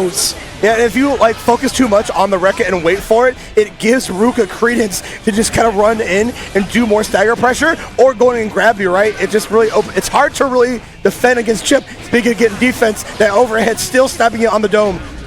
Oh my god, the counter hit from like max range! That was sick. Great corner carry conversion here as well. He's got him locked for the corner. This is Crack's opportunity. But no, Ruka has been willing to press on the stagger pressure here for the last few interactions that's happened. And Crack, because he's not setting up frame traps, has unfortunately been getting hit on that. Ruka being the more active one on defense is paying very, very good dividends here. Yeah, Ruka, of course, has a lot of Kai matchup experience against Chad draws things, so this is going to be kind of difficult. Crack really has to play a little bit more orthodox to really trip Ruka up. No, exactly. It's like he just needs to switch up what he's kind of doing on defense here, and in pressure, it's like I think he needs to be willing to go for frame traps and maybe just get that spark on him so he can just run continued pressure on there, because he hasn't got to the point where Ruka is kind of seasoned up to hit him with stagger pressure yet. Nice! Oh, there's the overhead again, and it's the Rekka. It's been so deadly. And the thing is, Crack has now started blocking low again because he was getting chipped by so many of those. That means Chipp, ironically, is now going for a lot of lows, and unfortunately the safe jump hits home again, and he's converting into so much, has complete control of the corner here. Here comes the Rekka, got an RC this time, and jumps in. Hits him just a tiny delay, because I think Crack was waiting for more Rekka, and like I said, we talked about earlier, it gives credence for Ruka to start mixing it on even more, and we're wasting no time. Yeah, there we go. To the next round. Okay, now Crack does finally get an Abare that hits, and also a great conversion off those far slashes. He's been so pivotal with his hit confirms here. He's dropping a few off the kicks early on. Now he does keep getting hit by that overhead, but it doesn't lead to much more except when he has meter. And this is fine. He does have full meter. And you can only take so much of this so far. You're in the corner again once again. Plus frames from the clone. All right. Single head Rekka, waiting for Crack the bike. Crack, very patient, gets into the ride, the lightning. Ride the lightning! Needs one more hit. That's really all he needs. He's got the stagger back down there. He gets hit out of it. Yeah, has to spend the burst because Ruka's going to be able to kill him, put him in a really scary situation. But one more is all he needs. He delays the low. Oh, this is so scary. Oh, it's the overhead! Dust! And what there an ending we go. gamut from Ruka. Started bringing out the double wild assault into the tab. Hasn't really done that all set, and it mattered the most to clutch out that whole thing. How relentless was Ruka, though? 3-0 over on a player like Crack? Yeah, no, that was just insane gameplay. I mean, just honestly, the offense is just the biggest thing to highlight. Like, his defense was good, but he was more just like, relying on pressing out, realizing Crack was kind of playing a very one-dimensional offense for the most part. Ruka was doing a great job of using his Rekkas to just kind of, or the slide to get in on neutral. Though I will give Crack big props in neutral. The amount of, like, counter-hit far slashes he was able to hit was nutty. He always turned them into more, but the biggest thing, as we were highlighting during the match, is just defense versus offense on this side. Ruka was just able to run consistent pressure. He seasoned him up with the overhead to the point where Crack was just standing to block it. Lows come out. Crack finally started crouching again. Overheads come back out again. Because unfortunately, he just maybe didn't have a reaction. Maybe the nerves are there. And just not being able to block that overhead, honestly, is just kind of what completely killed him. Set. I mean, you put your opponent in situations where they just can't react, right? Yeah. And it's really difficult. And I think that's really like a textbook example of, like, we saw how many times that Ruka will get pushed away and immediately come back in. So you always have to play really proactive against a character like Chipp because of how the screen size is small in Strive, right? Yes. Chipp is just so damn fast that he's always never out, right? So you really have to be always proactive, always be moving with Chipp. You can't be standing still. But we're moving on. Ticklememour versus snkz. snkz and Ticklememour, of course, can get some ass on Friday as well. SNK is bringing back that Giovanna. Now, Giovanna is a kind of a specialist character right now. Not too many people play this character. snkz has been proven to show that you best be paying attention to me and this character alone. No, exactly. SNK is also a fantastic class act dude. We went for a dim sum with him last time we were here because, Guillermo brings along all of the Guilty Gear guys, and just honestly fantastic dude to talk to. He's just so kind. Ticklememour, I've only heard funny stories about. I will share the drinking story on stream. He's a card. It's so funny. So they went out, so I think it was karaoke, and they ordered like a shots. Ticklememour insisted they get like 25 of them. And then, like, there's the thing. He took one. He's like, guys, is there even alcohol in this? He grabbed another one. There's no alcohol in here. Like 2 minutes later, I'm so messed up. That sounds like Ticklememour. I got a funny story myself. For as long as time, because, being from Seattle and whatnot, I thought it was Ticklememour forever, and he let us call him that. He let the scene call him that forever. Yeah. And then we had the crew battle between him and Ankle Gator. Yeah. Right? And I was commentating that with Symbolist, and he comes up and he's like, yeah, my tag's Ticklememour. And I was like, you can't just tell me that right before I'm having a crew battle. You can't drop this lore on me after you've let me slide forever on this. Like, are you kidding me? Are you kidding me? Yeah, no, unfortunately, I do see how you guys thought it was Ticklememour. I only knew it was Ticklememour because, like, I'd been told ahead of time, but, like, that's how it's written. It's like an FGC Mandela effect, almost. Yes. Oh, my God, my brain hurts. Immediately, some of the tags, man, I read them. I'm like, oh, I should pronounce it this way, and I'm wrong. One of my favorite is we have a player called Dosetimus, but it looks like those Timmies. And we all call them those Timmies.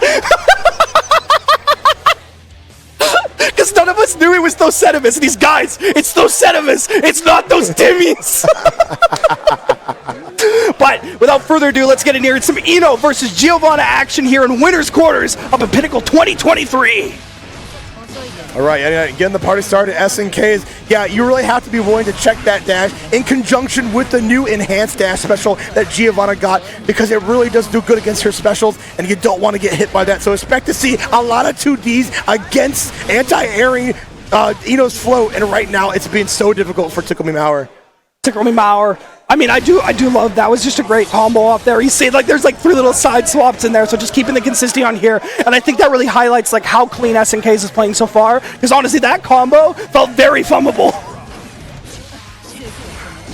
Okay, bursting pretty early on a close slash.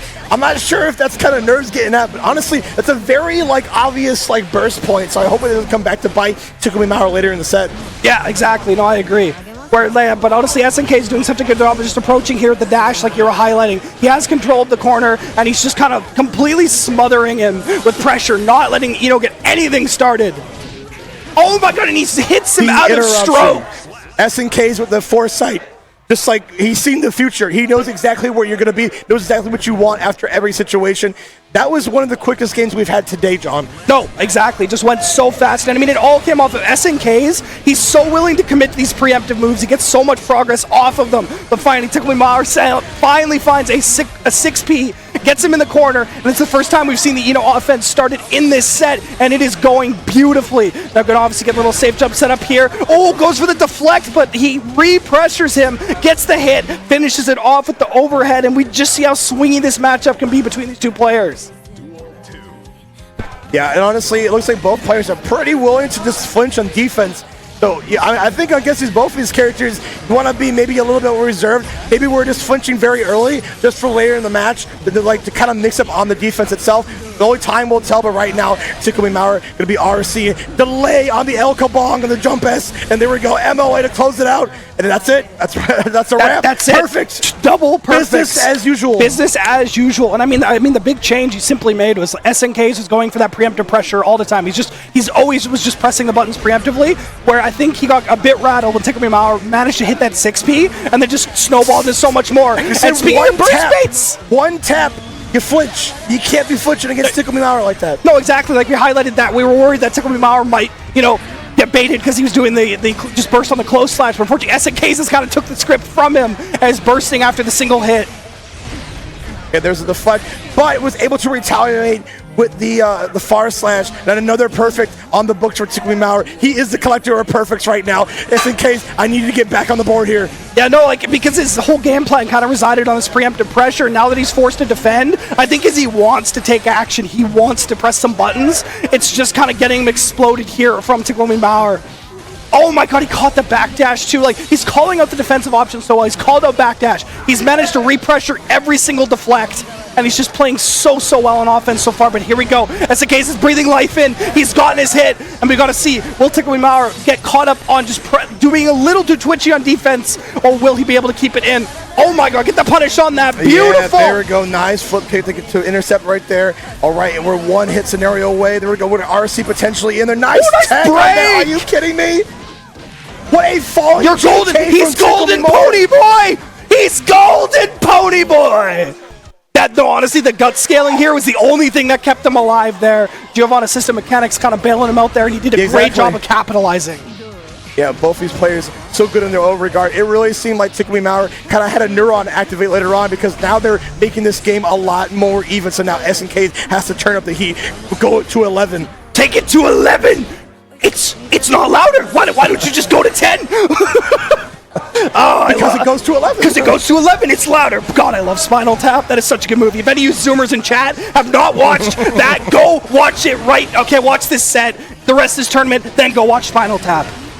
And the only spines that are break right now is snkz, while Ticklememour trying to take the test. Once again, we have the install on, but we're going to spend some meter to make sure we finish out the round. And there we go. snkz going to be going up 2-1. All right, so we need some adaptation to kind of come in here because now snkz is going beyond aggressive, getting aggressive. Honestly, that's what like the nature of this match has been. Whoever is getting the preemptive pressure has just been completely in control. Seemingly, these two players' strong suits in the set has been their offense. It's been their ability to just get in, and their defense is, I have to be blunt, admittedly lacking on both sides here. So whoever's getting the first hit is really dictating the pace of this match. And either what you have to do is just make sure you get that priority or tighten up your defense. And so far, it's been Ticklememour or even snkz on defense kind of just committing to different options. And really what's been kind of the bane, I feel, for Ticklememour is these drill kicks, these enhanced drill kicks that like snkz kind of sneaks in, and you have to be willing to react and find a dedicated launch point answer to it. But otherwise, Ticklememour is going to be run over right now. No, exactly, and now there we go, gets a nice jump out. There is the change I really wanted to see. He's not getting hit by that pressure here from snkz, and he's in control, but snkz is blocking these overheads. Okay, they are adjusting their defense on both sides, and this means that snkz is able to get that conversion. This is going to be huge. He has control of the corner here. Ticklememour goes for a jump there and gets caught low. Now the punish coming down. Reflect. No, but the reflect has never worked out. Ticklememour is punishing them every single time. Oh, a train down the it's him on the other side! Taking the game! Just did it raw. Bro, he drops in. He's like, I'm Adele, baby. Get hit from the other side! And snkz takes it 3-1. And what a change on the script. It went from snkz completely in control. 3 perfects in a row from Ticklememour. Like, it was just crazy dominance. And he's like, no, I hit you first, and you die! But the defense adaptations, unironically, were fantastic on both sides there, especially from snkz. He was keeping his meter in order to keep his guts scaling out, so he's able to turn a lot of situations around and get that run-up throw to finish it. And then that last round, he blocked all the overheads. He hit him out of the air with 5P. It was everything we were waiting to see in the set coming right when it mattered. Yeah, it really did come to fruition throughout the set, of course. And, like, it really seemed like if you don't take the chance, like Ticklememour got chances to bring it all the way back. We saw it there at the very end. And if you don't take it to the bank, you give snkz any sliver of chance. It means it might be over. Yeah. Because snkz is just that type of player. No, exactly. Like, he gets on top of you with Giovanna, and he's just able to run such tight pressure. Like, yeah, not a lot of mix-ups, like, kind of built into it, but he's able to scare him. He was getting Ticklememour to jump a lot of times, so he's hitting so many just lows for the most part. Like, there's a lot of times where Ticklememour, I think, was either just fuzzy jumping or something like that, because about the 3rd hit in the block string, he would just get hit low. Yeah, I think, honestly, Giovanna and the way snkz piloted, some of the strongest strike throw pressure in the game. Like, you best be putting this character back on your radar, because snkz is like one of the best representatives of it.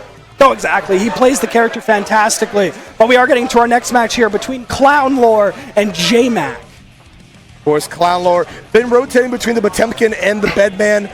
But of course, we're going with the tried and true. Why not? Potemkin is out here to play and against Jmac's Ram. Now, this is going to be quite the interesting thing. Of course, Potemkin getting a new move later on.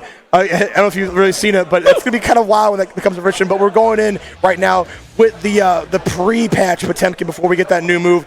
Yeah. And I think it's cool to see Clownlore stick with a character like Potemkin because, like I said, they're not really such a dying breed. It's more just like there's certain lovers of the character, and Clownlore is one of them. Jmac, of course, sticking with Ram. Ram, of course, been good the whole entire game. Never been bad. They got a new move as well. I'm curious to see the application of it. I haven't seen too much myself, but we're going to see if it comes into light here. Yeah, no, I know SQ's been labbing like kind of basically just basic block pressure with that move a lot. So it's going to be interesting to see kind of how Jmac gets into it. And of course, we do have to highlight this matchup a little bit of its Potemkin's defensive options, to be entirely blunt, suck. They're very bad. And I mean, they did fix the 5P. So what will happen? We did it, boys. But what Potemkin is good at is if he gets on offense, you explode. But he is going up against Ram, who has some of the best, like, just stagger pressure in the game and some of the best mids. So it's really going to be an explosive matchup. I think, honestly, we're going to watch Clownlore get kind of beat up for a long time. And then he's going to be so nasty, gets the backdash, and punishes the burst.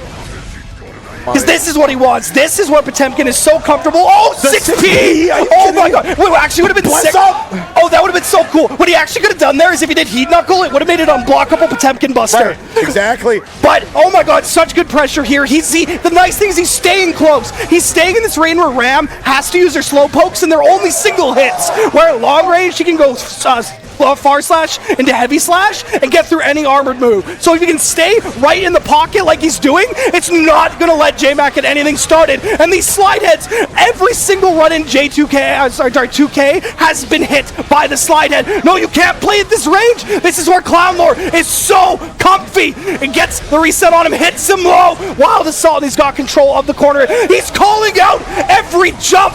He's not playing neutral, he's playing the Ram almost like this is his rush down character, and Clownlore is playing so well on the reactive defense. Yeah, honestly, now we're finally seeing Jmac getting some like momentum started here, but it took a while because Clownlore, like you said, was stomping every single pro. Oh my god, hits that cancel from the Mega Fist right there. Clownlore not always good about stopping approaches, but about getting right back in. He drops the ass on him, and you know, some people pay for that, but my guy Clownlore's looking to get paid for it in this tournament. Oh my god, he's playing around his mid-range so well, but I think it's a big thing of Jmac is not really playing around the max range of these moves, and it's allowing Clownlore to just go for these hard reads and neutral and get out. Now this is no longer invincible, but I love it! I love it! Whiff that Heat Knuckle King! Yeah, just walling out, saying, I dare you, come to me. Get in here, Garuda impact. I mean, this is where Potemkin is strong, but he's approaching again. You're going into my man zone. This is where he's comfortable, and you cannot play in his house. Clownlore absolutely dominating right now. Jmac has to make some good moves. Bringing out the rock, of course. Yeah, there we go. All right, he's right back. Through. He's stuffing him in the clown car. He's put him into close range. He's stuffing you in. He's throwing you in the back seat, and you're going straight to the carnival. And there's another one. Catches the land. This man is a miracle worker. This character deserves every buff in the world for this. Buff Ram! She's clearly bad! Losing to Potemkin! It seems like just another Sunday for Clownlore right now. I know we got the church next door, but right now, you need to bust up to the church. You need to bust the church! You gotta walk up and be like, sir, this heavily muscled man is beating my ass and I don't know what to do, Lord!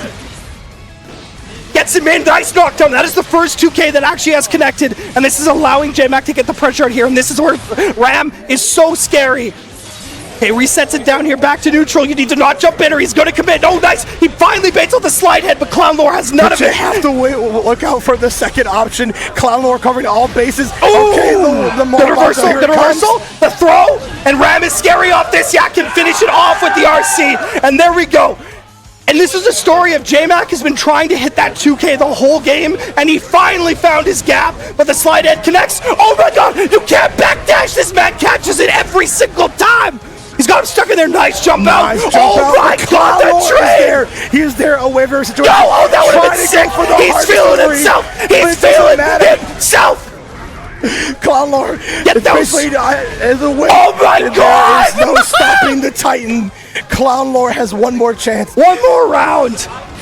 Oh, hits him out, knocks him down, and he's back in his house. This man is going straight to clown school. Put the makeup on. Get that red nose on, because you are going straight to college, my good sir. And the 6K. Oh, he got out. Nice he's getting. No, you're going back. You're going back. Get in there. Get in the clown car. You have been drafted into the clown army, my good sir. What a dominating performance from Clownlore. There is no escape from Clownlore. Can I get a little...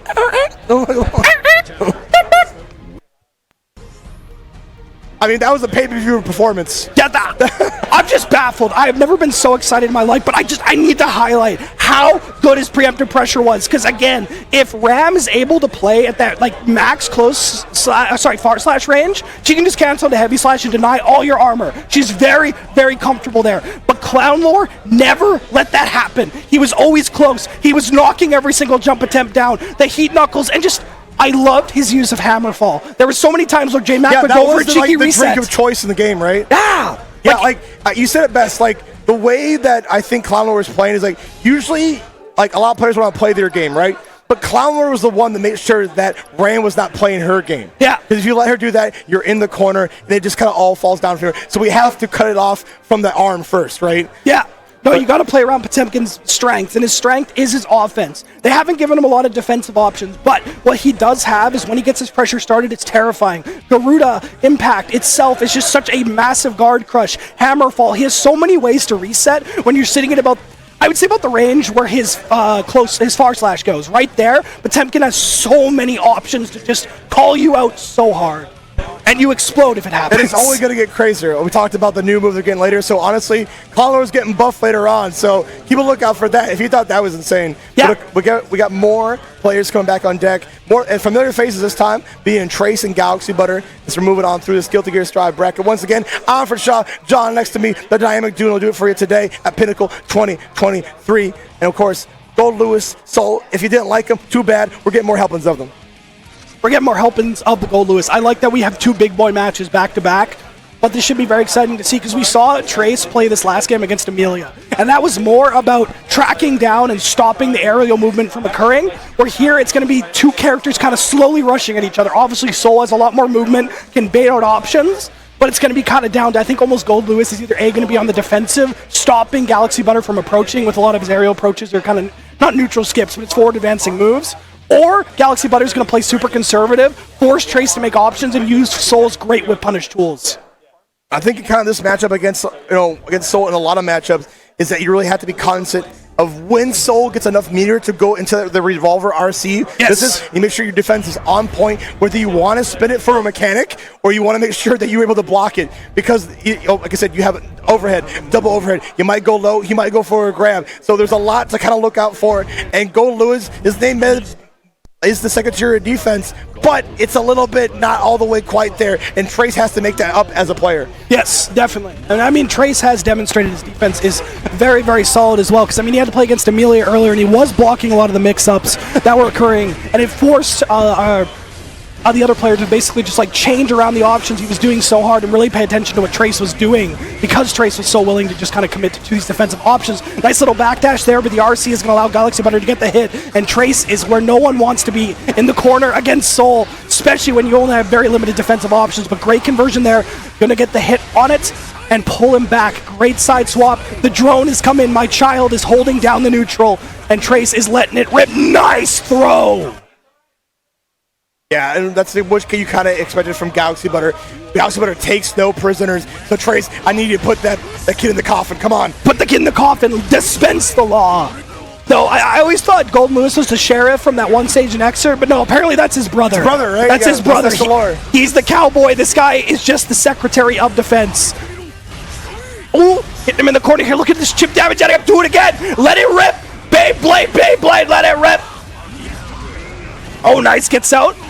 Oh, wake up throw, there we go, and that's going to give him control of the corner there. Almost whiffs that media bit, but that forced action out of Trace, and Galaxybutter was able to whiff punish it. Another throw, getting the higher end of all of these interactions. Oh, and my God, what a whiff punish. Spaced him out, and is now beginning the rush down game of legends.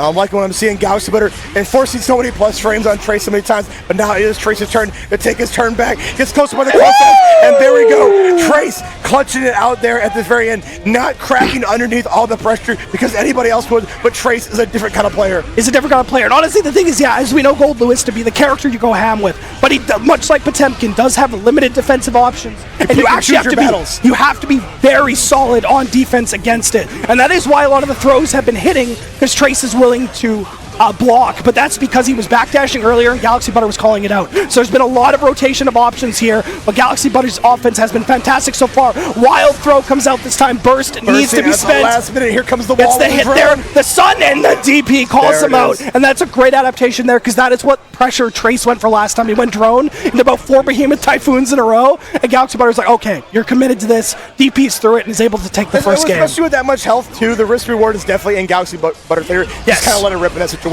Early burst from Galaxybutter's side to be put on the head. Okay, but return burst from Trace as well. Get that out of here. I don't need any cameo here. This is not MK. This is not MK. Yeah, he hit the drone and he hit Goldlewis at the same time. Fantastic far slash. And here's really good defense from Trace, though, managing to keep it out. Really only been falling to the throws so far. Has been able to block all the overheads, but this, God, this hurts. Once more, oh, what an interrupt coming out from Trace. Gets the cross up, great defense from Galaxybutter so far, but it can only last. It's just a matter of time before Trace breaks you open and cracks you like an egg. Cracks you like an egg, and hits him into the corner there in this Behemoth Typhoon. You're dead. You're dead.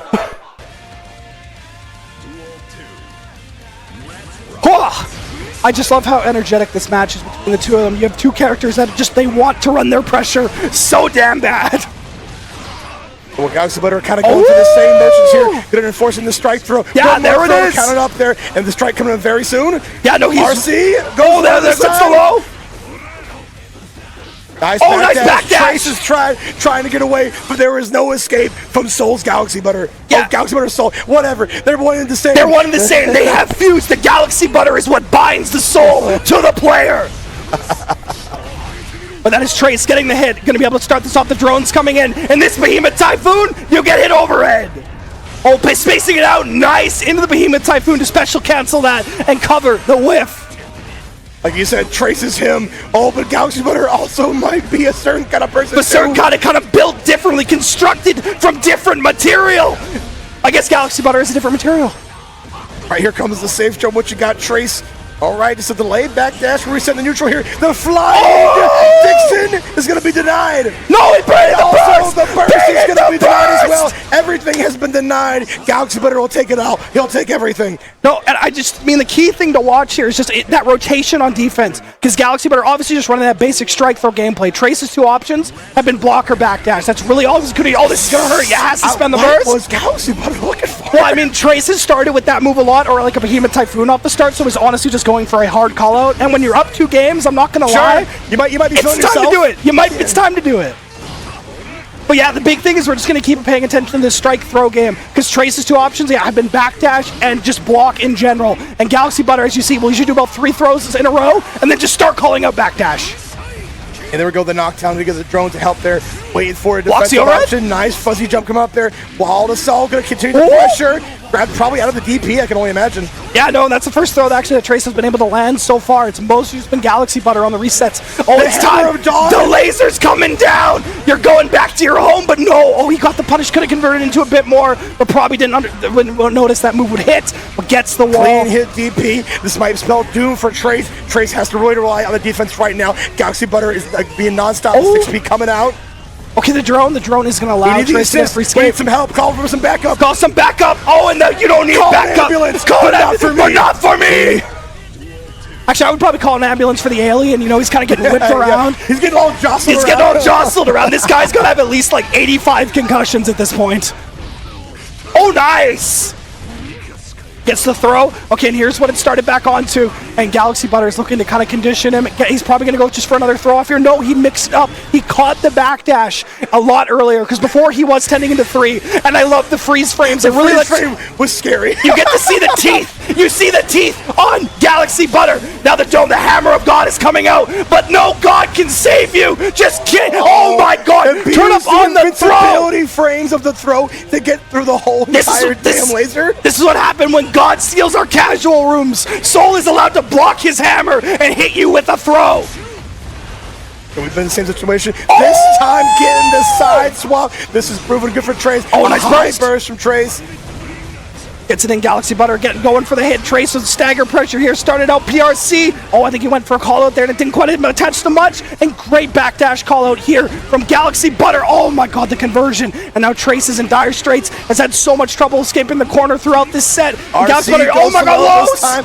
You're okay. Yeah, here's the throw. Here's the throw. You're getting is he gonna, one more scenario goes. I think it's gonna call. It's gonna choke the backdash. Yeah, there it is. There's always so many overheads you can block, and Galaxybutter will be taking it with a pretty confident 3-0. Trace, of course, made it close though, as he kind of see there, as he saw all the pain being displayed on there. But Galaxybutter is the strongest between these dynamic duo, and we'll be moving on in our winner's side of Guilty Gear Strive. Oh, like what a banger match! And I think the key thing to highlight is Galaxybutter is just straight playing offense better than Trace was playing defense. Trace is really only willing to commit to like a couple options, and obviously Goldlewis, you only got so much to work with, but the strike throw was working to such a great thing because Galaxybutter understood how many throws he needed to do to start making Trace backdash, and every single time Trace did, he got hit by a 2K. It's like two racers going at it, right? Like a track meet, right? And one person is outpacing the other, and that was Galaxybutter, right? Like you said, the defense has to be caught up to Galaxybutter's offense, and he's just outpacing them all the way through. No, exactly, and that's just what it kind of came down to, and a lot of like great neutral play from both of them, but the neutral was like really back and forth. A lot of it was like Galaxybutter doing a fantastic job with the far slash and whip punishing things, but Trace, he was able to find a lot of pressure at Behemoth Typhoon, and he was on the offense, he was very, very dominant. The only times he would kind of get called out is when he would overcommit the Behemoth Typhoon, get DP, or kind of let him just kind of sneak out for free. Yeah, man, these matches have been crazy, and it's like nothing you really... this is what you expect, right? Especially on the last day of Pinnacle, we have all the best of the best going at it. And I don't think it's going to stop here, but we're going to get some more victims. Yeah, it looks like we got Memokarp. Memokarp coming up back on deck to give you another show potentially. Another show. Give us some Baiken gaming. She's always one of my favorite characters to watch. She's just fun, you know. She does funny She's a cool character. Silly little mix-ups. And my mic keeps cutting out. Shove this in my mouth. Eat it. There we go. And of course, Benjy on the other side here. Benjy, my boy. Yeah, desync the pads. Woo! Oh, so people were desyncing the pad. I'm so proud. We've come so far as an FGC. We've got. It only took them like a matter of time, right? Yeah, we've gotten past being like, God, why don't the pad players get rid of their pads? Guys, they can't. Go into settings, remove the pads when you get on a tournament setup, and if someone turns the pad on, that's on you. I'm being that guy. Oh, no, don't call him out like that. don't do this to him. Leave him alone. Leave him alone. Let him vibe. Let him cook. We want people to ball play every other game. Come on. Now everybody enjoy your game. It's great. And honestly, every game is good in their own right. It's every game is good. And honestly, Pad is like a great controller as well. I mean, honestly, I envy every single Pad player at Majors. I gotta go like lug my hitbox around, and every Pad player just rolls up. Okay, we got the names right. All right, got the names. Yeah, there we go. All right, well, we got another brand of Soul coming up here. I'm curious to see how the flavor is. It will be enough to take out a Titan such as Memokarp. Memokarp has been playing so on point. Really one of the favorites to kind of win this, but I would really like to see a new storyline being with Benjy here. No, exactly. I was just doing a little button check here, get the feeling for the setup.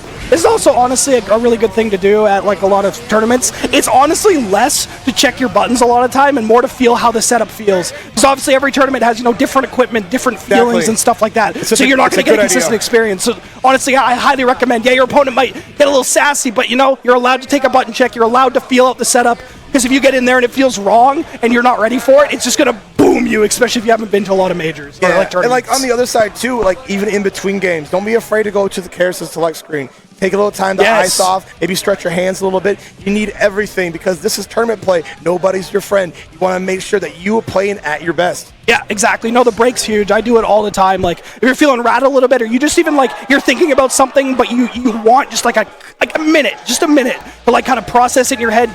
Go back to character select, take a break. It's a great way to kind of reset the momentum, get your heart rate down, and also if you want to switch to your favorite stage or anything like that. Yeah, honestly, I think that's a little bit underrated. Picking your favorite song, picking your favorite stage, whatever weird ritual, you need to get in that flow state, right? And let's see if like Benjy can get the flow state against Memokarp, because I think Memokarp is so easy to tap into it. That's what happens when you are a top player like that. Now Benjy, of course, we've kind of heard play Smash and whatnot, which is a great thing. I mean, I think a lot of Smash players gravitated to a game like Guilty Gear Strive because it's just so like accessible. But let's see how accessible it is to take down like Baiken and block against Baiken, because that's one thing you're going to need is the defense. Yeah, he's sponsored. Sorry, just making sure our sponsor tag gets on Memokarp's name. Oh, 100%. Yeah, my boy is sponsored by GOH, which is always sick to see. I love my boy. They fund and help with some of his travels and stuff like that, put on team tournaments. It's always been sick to see. They also commissioned him a custom modded skin, which was so cool. That's actually amazing. It's pretty dope. But we're getting on right to the match here. We had a kind of reserve start there, maybe like filling each other out here. Gonna bring it down with the bringer, and Benjy wasting no time to get it started. Plus frames with a Fafnir with delayed, waiting for an option. Yeah, no. Such great control so far from Benjy's side. No, I love it. He's sitting right outside of Baiken far slash range, and that's like where Memo is kind of willing to make these reads on it and trying to find his hits. But where Memokarp is honestly most dangerous is with that JS. He's so good at using the jumping slash to just find opportunities, get the hit, and you just see these little micro movements back and forth. He's so good at using FD to cancel his momentum and get in, but Benjy catches the backdash. His spacing has just been immaculate. He's not letting Memokarp get away with a lot of things so far, and it's paying dividends. Just like this PS4 is trying its damn best. Benjy pulling it out really great there, and ended it with a wild assault so that Men's like burst is not on the table right away as soon as you start. Which means you gotta play a little bit reserved until it gets there. But right now, you're stuck in here with me against the tether, and Memokarp putting on the pressure with the Tommy. Great FD coming out from Benjy's side as well. No, exactly. Benjy, oh no, it is not expecting the double overhead. This means Memo's going to get that full wall break into his safe jump setup with the tatami mat, or he can go for a mix-up with Yo Johnson. But we're going to see potentially, no, just a run-up throw, trying to set up the tether, and he does manage to win out on this neutral interaction over that. Benjy, he was playing this kind of very spaced-up thing. Oh, I don't know what he's going for there, but does manage to finish it off on that great spacing here from Memokarp. It was kind of telling right there. Memokarp preemptively already backed up, looking for a whiff button, and we saw Benjy bite on the 6H right there and was able to punish accordingly. We're already on to the next match. Going to be replying the tether onto there. Oh, and the Yo Johnson coming out. It is deadly. I'm going to get the extended combo, all thanks to the tether. No, exactly, and that means Guillermo now has control of the corner. Ooh, cancel to Tommy, there we go. He's just willing to pre-press that button, get in, and he's finding the gaps. He's figuring out where Benjy is pressing on his offense, and it's rewarding him so much. I think a key thing, too, is Memo has been so willing to just approach, because previously Benjy was sitting out of ranges and kind of waiting to press buttons, and because of that inactivity, it means Memokarp can just dash in and get started with his just brutal offensive slurry. Yeah, was it, like you're saying, John, able to steal so many turns because of that. Yeah. And also able to clutch some games in the process and steal some hearts probably in the process as well. Exactly. I know John's a big fan. Bro, I'm a big fan. I mean, you see how dripped out this man is? He looks excellent. I mean, on his Indeed profile, he has his cat sitting on his shoulder. It's adorable. But me simping aside, we have Guillermo in control of the corner here, and Benjy has been throwing out so many preemptive buttons on defense, and has been unfortunately getting exploded for it. And this means Guillermo is going to have control of here. Going to go in for the safe jump. No, actually, he's just going to go for the throw to set it up to Tommy Mac coming down. And you see Benjy, he's not willing to kind of commit to preemptive buttons as much as neutral, and this is allowing Memo to just kind of dominate here. Because, I mean, it's the classic neutral game you probably all have heard of. It's just if someone's sitting there waiting to do whiff punish, you just run and hit them with a button at range. All right, I like it. The delay going into the bringer from the 6S with making Memokarp think twice about the options, but also you got to think about the pain you're going to be taking from this extended combo from Memokarp, and you're not going to escape. And the Yo Johnson to end right there. That was kind of a finicky situation, but Memokarp was ready.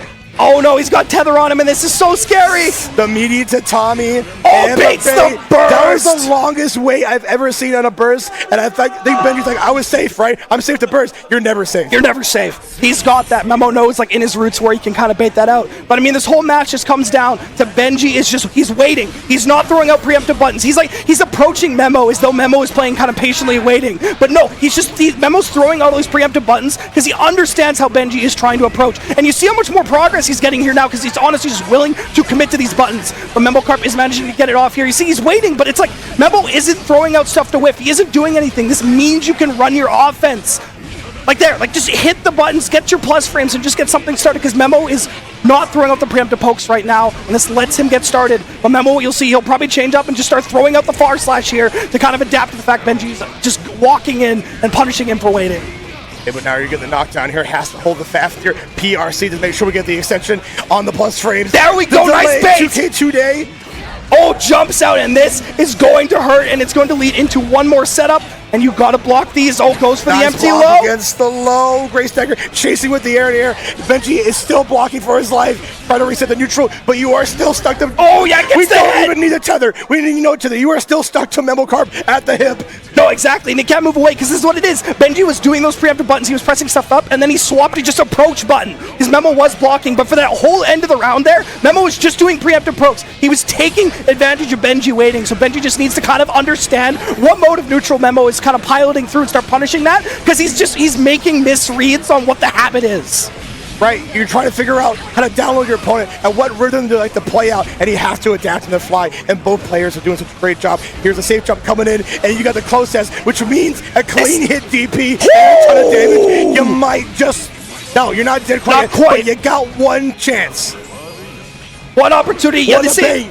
Not biting. Memokarp isn't that easy to break down, but we're going to retaliate appropriately. Oh my God, this is kill. Be taking it right there. Wait, one more hit. God, Air throw. Oh, that was sick. You thought it was over, but Benjy said otherwise. No, and Benjy, he's doing a fantastic job. He figured out that Memo was in just kind of that wait mode. He's just waiting to throw up buttons, and he's just approaching him slowly and getting the pressure. But here, he's changed back to just raw preemptive buttons, and because Benjy is waiting, this allowed Memokarp to steal the corner. Now that DP is important. He needs to figure out what mode he's in. Oh my God, the 5K whiffs for the first time in its life, and now he gets through it, got the tether on him, and baits out the burst. But Oh, not one more hit. the combo. Yeah, it It hits doesn't him matter. on it, We pick it right and back that's Memokarp. up. The Yo Johnson to make sure that we get a 3-0. You know what? that was It sick. was a 3-0, John, but Benjy played his heart He out. played and I so gotta give good. all full points to him too. No, he did. Like, really, he was so good at exploiting when Memo was waiting. Because the amount of pressure he was able to go in and apply, because he would see him sitting there, walk in, soul pressure, push him to the corner, and so many great setups from that. But the key thing he was lacking on is understanding when Memo would switch to preemptive far slashes, preemptive crouching heavy slash, and just different moves like that. Because that's when he was getting smoked, because he was trying to still approach. But overall, like, still able to just get around Memokarp really, really well. He was actually, I think the greatest thing Benjy did was shut down a lot of the aerial approach. Memo was doing so minimal JSs compared to what he normally does in his set. Yeah. He wasn't even doing the safe jump I at a gotta lot of say points. that, like, honestly, if I'd be so bold, Benjy was outplaying in neutral a lot of the time. Yeah. But it's more like once Memo did finally adapt and win the neutral of their own, they put him in a lot more difficult situation, right? It's you can't really block everything Baiken is going to be thrusting out. You can try, and we saw a lot of times Benjy was able to defend, but like I said, it's just a matter of time with some of these characters. You just can't react to some things. So getting into that win con state is what kind of led to Memokarp to getting that 3-0. No, exactly. That's the biggest thing, because like the really like Baiken's like neutral can be kind of a bit hard to pilot, just because she has that kind of slow dash startup. Her buttons are big, but if you whiff them, your life is suffering. But if you do get in, your win condition is so consistent. You have so much mix you can offer. And as you see, kind of Benjy really wasn't offering an equivalent offense. When he would get in, he'd get his hit. But basically, he would get his hit, break the wall. But then the situation usually after would go in Memokarp's favor. He wasn't really making the best kind of reads on offense to finish him off. So he was winning neutral. He would get his opportunities, but Memo would do more with his opportunities. Sometimes more is less. I've been seeing it all day. More is more, but sometimes more is less. But sometimes more is less. It really depends. It's all like, kind of on the player's onus to really showcase their character in their own way. And that's the beauty of fighting games, right? You can play the same character, but it's never the same one. No, exactly. I think that's one of the coolest things of fighting games too. It's like every single player is so unique on their character. Even if you have some of the characters that kind of they have their optimal game plan, you kind of lie into them a lot. Like I'm gonna throw like Ram out as an example in Strife. She has kind of a clear strength she play to, but every single Ram player is like so different in how they want to pilot. Like you see from like SQ to just like say somebody else is very different. Hey boys, get a break soon. Breaks. After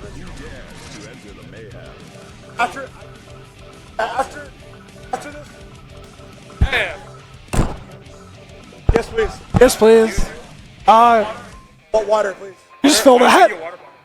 Yeah. Oh yeah, that's fine. Fine, thank you. All right, but we're going to have GwynStylish going up against Ruka here for our next winner semis. This is a Seattle team kill coming up here. Oh, no! John, yeah, GwynStylish, of course, to be bringing out the Bridget. Ruka, we already saw up earlier with a fantastic chip play. And, there can only be one. There can only be one. Highlander moment, if you will. I sometimes forget Ruka is from Seattle because he just comes to so many Vancouver things. He's almost like an honorary like Vancouver. adopted, right? Yeah, he's like basically adopted by the scene. I'm like, oh, no, wait, he's from Seattle. He has so much history with playing BBCF, right? And, of course, he's big homies with Kairos and whatnot, his training partner. And it's always a great time to see him play any kind of game. Hey, fantastic. Thank you. No, we're taking care of here at Pinnacle. Taken care of. We got water. Whether it be the commentators or the players. But guys, if it happens again, definitely come out and give us some support. No, it is a fantastic event. I'm just so happy with everything here. It's like they just used their home venue and they turned it into something that just There's so much stuff here. They had a beautiful casuals room going on. They brought in a tent here to like expand the spacing to something more, and they managed to fit so many consoles in here, and everything is just running honestly beautifully. I think the only thing they've been struggling with a bit is some of the audio issues with the stream setup, but that happens when you're doing an event of this scale. Right, let's get to it. GwynStylish, Ruka, and it's, you know, it's when it comes to having players you might have faced before, it's gonna be how you exploit the player habits, right? Because you might be really familiar with the matchup. I mean, potentially, but it's about the flavor of the player, like we were talking about. And there's an early DP to kind of set the tone. Yeah, exactly. And I make a big thing too is like Ruka does play Chipp a lot differently than a lot of other players do, but like his patient play exploits the movement a lot of the time. And that's going to be really interesting when you're going to like someone like Bridget that has so many mid-range tools. As you said, like the players obviously are going to run into each other in very, very different ways as well. So I'm very excited to see, because we have like a very non-typical Chipp going up against a Bridget, and they, as you said, these two players have played a bunch. Yeah, K Alpha Blade putting in a lot of work. There it is, the far slash. Does not get the full combo. That's pretty unfortunate for Ruka's side, but GwynStylish will take that all day on a silver platter. Yeah, exactly. Like you're giving me that win, I am going to take that. Thank you very much, sir. Oh, nice confirm there on the far slash, and that is going to give him control of the corner here, keeping him down. And you can see Ruka's playing a little bit conservatively because he is kind of a bit worried about that DP. But he is doing such a good job of converting, like right there, like he's just waiting, he's spacing stuff out, looking for preemptive presses and just whip punishing them appropriately. And of course, there's so much extended hurt box on like Bridget's stuff that you're able to abuse the speed anytime she throws a yo-yo out. It gives so much time for Ruka to rush in and put the hurt on. Yeah, like you just saw it there, like what a beautiful whip punish there on that 5K. And it's just, I love how Ruka's playing this. He's playing very conservative, he's not giving Gwen a lot of opportunities to get the hit, but Gwen finds his hit, and this is allowing them to take it all the way to the corner, get him knocked down. See, as you see, this is what we mean by Ruka doesn't play it completely normal. He's using a lot of the movement to get out of here, and he evades the denies super. the Roger too to no plus range for Bridget, and also ends up wasting some tension in the process.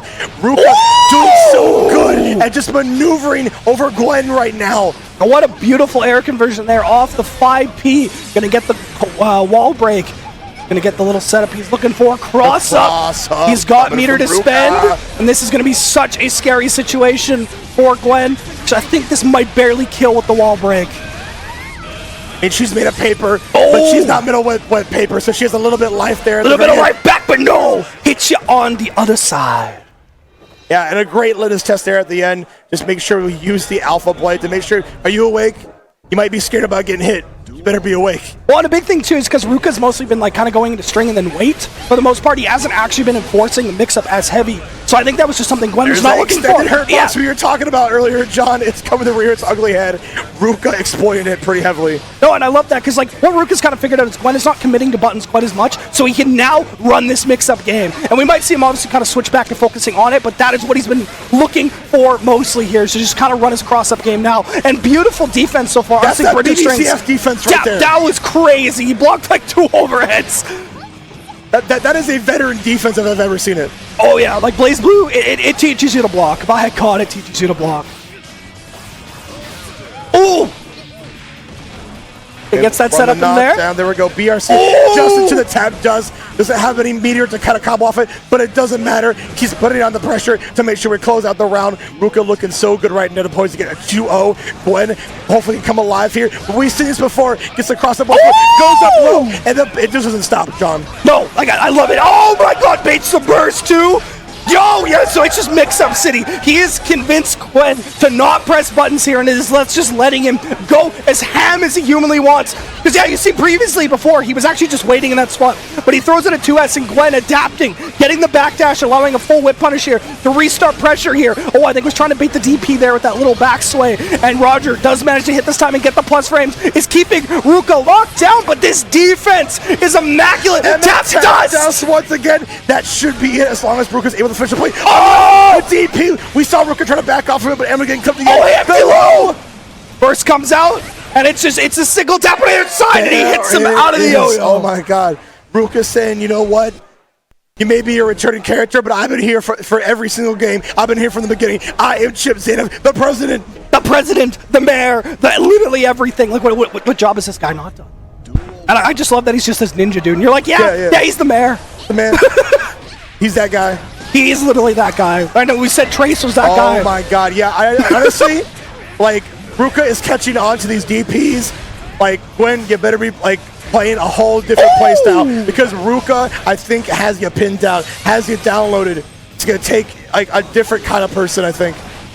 No, and I just love the offensive adaptations here from Ruka. They've just been immaculate. Because earlier was baiting out buttons, getting Gwen to not press, and this has allowed him to just run this raw mix-up game the entire rest of the set. And Gwen needs to go out a little bit more buck wild right now because Ruka is just playing so immaculate. Once again, trying to go for the whip punish. They go jump P, and I love the delay on the scoop.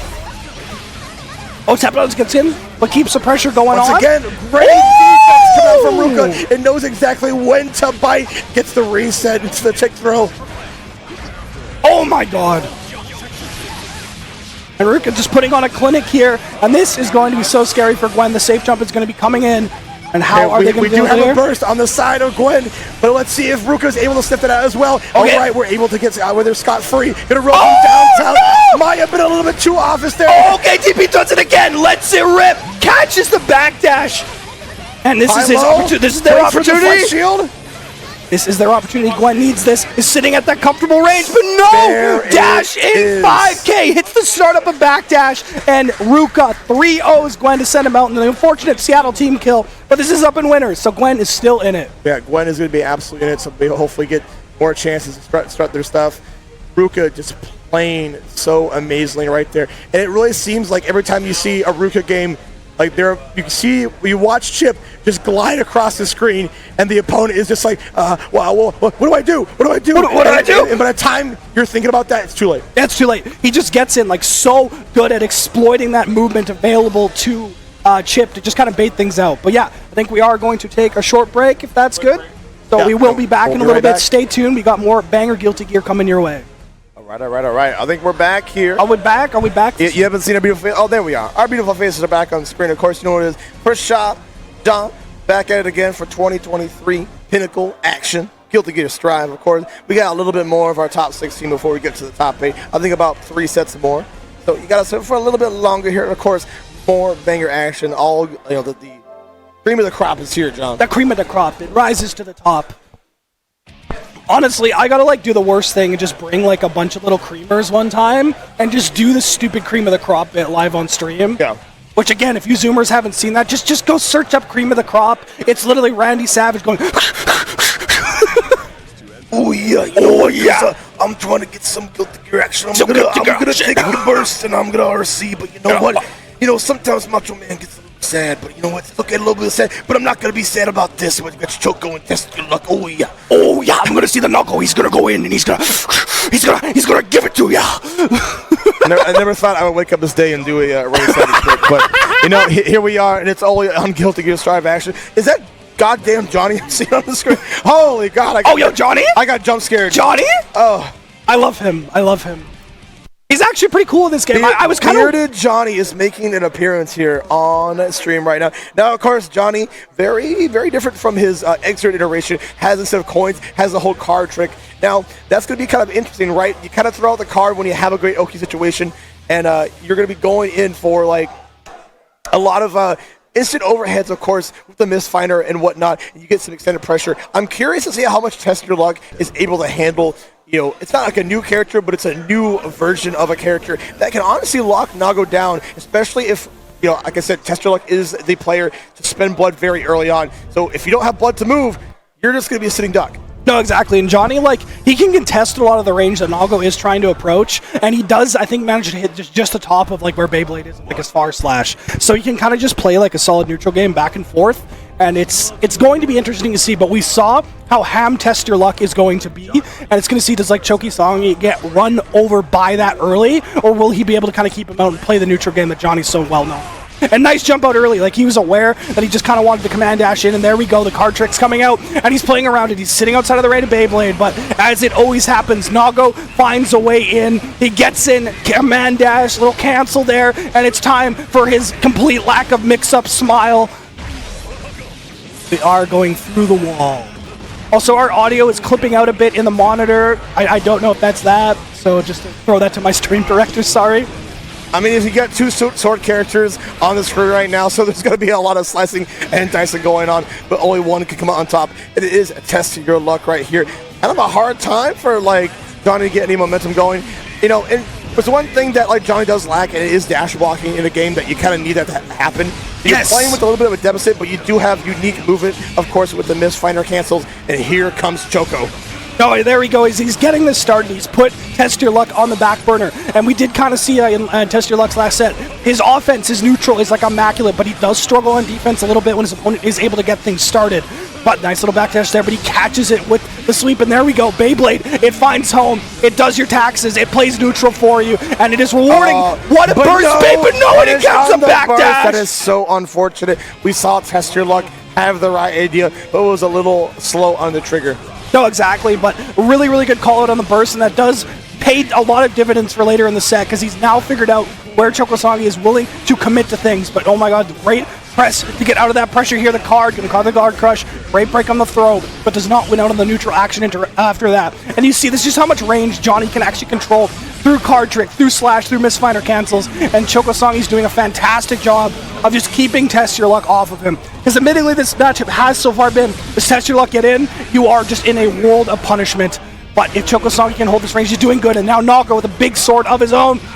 Oh, what a whip punish. He is carrying him in the corner, and he just needs one more hit and finishes on the slash. That interaction is going to go in the favor of Test Your Luck, and it was Chocosongi holding so good for so long, but it came down to that pivotal far slash from Test Your Luck. Was able to get the counter hit, turn it into more, and as I've kind of highlighted earlier, the offensive train that happens is just so dangerous. Oh, great interruption so far. Making Test Your Luck already waste the burst right there and get into early blood bite, which means a lot of more pressure might be put on. So we're forced to FD out, giving credence for Choco to start putting out the card, get the extended pressure, get the guard break, and no fear coming out from Test Your Luck right there with the reversal throw. No, exactly. No, he just lands a huge counter hit, wall break coming down. This positive bonus is going to pay huge dividends for him, and he's really high up on the blood meter as well, as you've highlighted earlier. He's definitely willing to spend it early, so if he can build up a bit more, we are going to see a lot of pressure kind of come out from this. He uses the burst early, he believes in himself, he is the hero of this story, but no, the burst comes down. Now the health is draining down, and this is actually really good defense here from Chocosongi, but does not expect the slash to come through and finishes him off on that, and now he is down on resources. This will be a little scary because Test Your Luck is very willing. I gotta highlight the fact that having Wall Assault is such a great option for Nago, especially when he pops blood, right? Which means he has a little bit extra like burst option during that thing. Something that probably didn't consider because in this patch, but now Chocosongi has to get used to the shenanigans that Test Your Luck is kind of throwing out. Great counter hit coming from Choco. And down the card once again. But Test Your Luck doesn't seem really too bothered by that. It's kind of takes the guard crush and then keeps rolling with it. No, exactly. I mean, the big thing is like Nago has just a huge health pool with his guts rating, and this just allows you to take kind of some risks that you normally wouldn't, because if you do hit, you do so much damage. Now please finish him off. And there we go, great thing. He baits it out. I think it was just kind of a little bit of a misread on the blood management there. Chocosongi with a great punish. But again, to kind of go back to what I was talking about earlier, the risk reward is really in the favor of Nago in a lot of these situations. Because if he does land the hit, he hits like a truck. The Oki after leads to like almost a guaranteed mix-up like 95% of the time. So if you are eating a few of these far slashes to make a read, it's very worth it. Because just look at the damages he's able to go out. We got all the slashes! Look at the hilt of the sword and look at the whole damn animation. Test Your Luck was able to beat the allegations of the PS4. Yeah, we were only getting one sword slash before, but Nago, he's so top tier that even on a lagging PS4, he can get all of his slashes in. But jokes aside, Test Your Luck being very proactive on defense is able to get us the thing out. Beyblade, nice backdash, forces out the burst, and we are at one hit potentially. Choco needs to play so good, needs to lock him down in this corner here, spend that bar, get the knockdown, and one more Oki situation is potentially all we're going to see here. And how many slashes? My name? What's my name? Say my name. What's my name? There it is. Safe jump comes in, nice reflect. Oh my god! What a spicy mash there. Choco almost had it, was able to hold the corner, but Test Your Luck willing to take that proactive action on defense, and he just gets so rewarded for it. And he's up 2-0, looking to get even further up here. Potentially, I think this is qualifiers for top 8? Yeah, this is a qualifier for top 8 coming up here. Test Your Luck up 2-0. Chocosongi gonna start pulling out, I think, a lot more threatening action, especially when you get the card in. Like I said, Test Your Luck is just not phased, so it might need to require, especially when you get meter, you might need to use that meter to put a little bit more creative mix-ups on the board. No, exactly, or like just try and cash out as much as you can to kind of like sway that risk reward in his favor, because the reason Test Your Luck is honestly so willing to take these mix-ups is because when he gets the hit, He does so much more damage. Nago's got that giant health pool to sit in. He can afford to take these risks. But I love what Chocosongi's doing here. He's kind of taking your advice straight up. Goes for so many mix-ups and manages to find his hit. And with the wall break... That is my favorite... You know what? That's my favorite freeze frame in the whole entire game. My man looked like he had like the clenched teeth. Man, Johnny's the biggest nerd ever. Yeah, exactly. He's like, Jay. All right, now that first hit is going in the favor of TestYourLuck. Putting the pressure on, and there we go. Just resets it with the dash. And it's just hitting for so much damage. Right, there we go. TestYourLuck looking so good. Oh, nice backdash! Backdash. Oh, hits with the 2S. That 2S was so smart! We're going some more. The deflect shield finally coming out. TestYourLuck realizing he might have to bring out extra mechanics because the pressure is real. And Chocosongi is just not stopping. And I love the animation that every single character has a different card. Yes, that's so cool. I didn't know that. Okay, gets the burst long range here. Oh my god, the cancel into that. Oh, he's trying to whip punish him. Yeah, trying to go for the full screen. Oh my god! Now the tension is adding up here. If he can cast it. Woo! Where are you swinging? It's a definite block and a definite punish coming out from Chocosongi. There we go. He's looking great. Like he's getting control up in the neutral here. Heart is in his chest. Just knowing that, all right, I got a few more in me. I got a few more in me.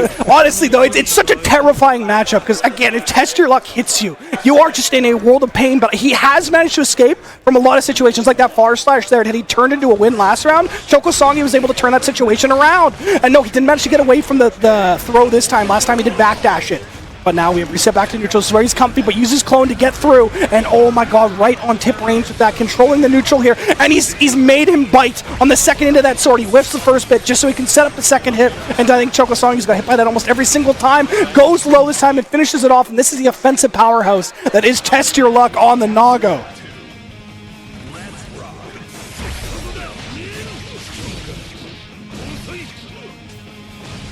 That's... Oh, you get a great start so far. And the whiff punish on the Beyblade. TestYourLuck. Starting to get a handle on the Ranger, Johnny. It is huge. There's always so much you can do to get out of it. There we go. The card trick one more time. Gonna get the knockdown. Here it comes, the double overhead. Ooh! And man, he's cashing out so well this time. Not only is he doing in good mixes, he's doing enough damage just like sway that risk reward back in his favor, because before he wasn't quite doing enough damage. The chip and stuff like that from the card breaks wasn't enough to dissuade TestYourLuck from going in, but this is scary. This is from TestYourLuck. Oh my god, what a whip punish here. Exactly. Yeah, Chocosongi tried to match out, hopefully to catch something, but the range is able to match Johnny's in kind. Oh my god, it's just potentially one more situation. This is so terrifying. Needs to be able to write. Okay, he does manage to get the block in. Has burst, has to spend it, but he's got a full health Nago to finish off. TestYourLuck is in, and he's pressing it off. And Beyblade, he needed it. He needs it, but it's perfect. It. I was going to get so much credit for Choco at the very end. Was able to block the high-low situation, but TestYourLuck just keep pressing their own luck, and theirs is better than Choco's, which means moving on to top 8. Nagoryuki. What? I already had holes.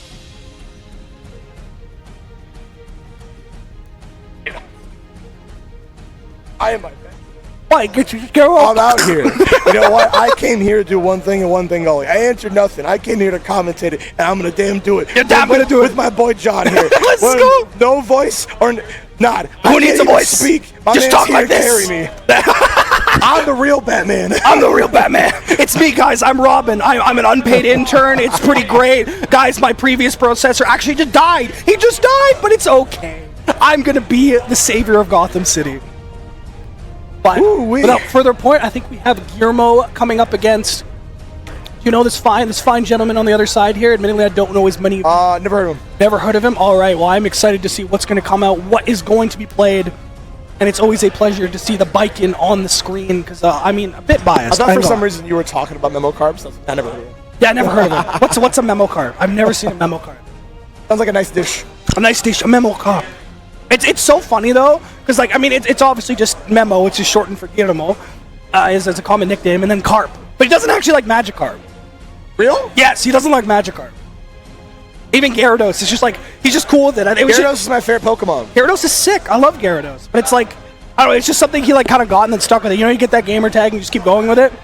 He's even got custom art with Gyarados on it, but no, he doesn't like Magikarp. Biggest poser I've ever seen. I love you though, Guillermo. Don't hurt me. All right, we're having fun here at Pinnacle 2023. Only a few more matches left before we get to the coup de grace, the top 8 later on the main stage, of course. We get to go back on the main stage. We get to scream into the professional microphones. A professional microphone. And by that, I mean we get to go through the whole speakers in the venue and everyone has to listen to us. Right. Actually, are they broadcasting our voices through this one as well? I don't think so. Okay. For my sake, I hope not.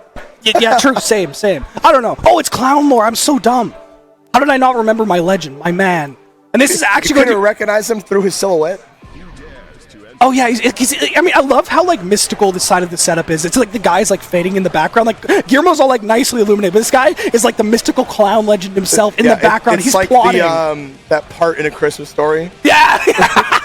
The Potemkin of Christmas Past. The Potemkin of Christmas Past. Here to show you, if you let me within like jab range, you're dead. I'm done. I'm making the read. Yeah, both of these players have been quite putting on the show today. It is coming down to the wire. Oh, only it's one Bedman. can move it on to winners. Oh, but I think that Clownlore is not really throwing the Potemkin in this matchup. So we're going to be pulling out the secondary, which is the Bedman. Now, Bedman, I have said in the past, said it on Friday, a character, feast or famine. You either eating or you ain't.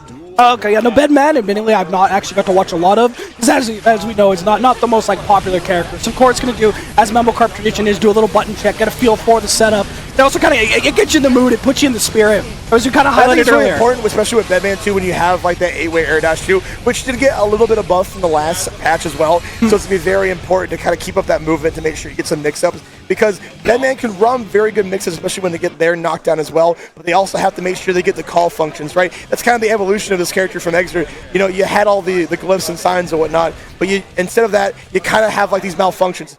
They're called calls, and you can call them certain things. People have different names for them, but you know, you have the projectile, you have, of course, Beyblade returns as well. You have the head pop-off one. I wish I had better names for them. They're all weird signs and whatnot. Yeah, they're all weird things that are named. Like, I looked through the thing, and I was like, why? Why did you name these? What am I supposed to say on stream? Well, I mean, for easy sake, you have the projectile, you have bomb, and you have the arm, right? So those are the easy common knockers you got to go for, but we're going to right on to the match. Probably going to let the intro drop, because why not? I mean, you got it. Honestly, the Baiken intro. It's so the game. It's so high.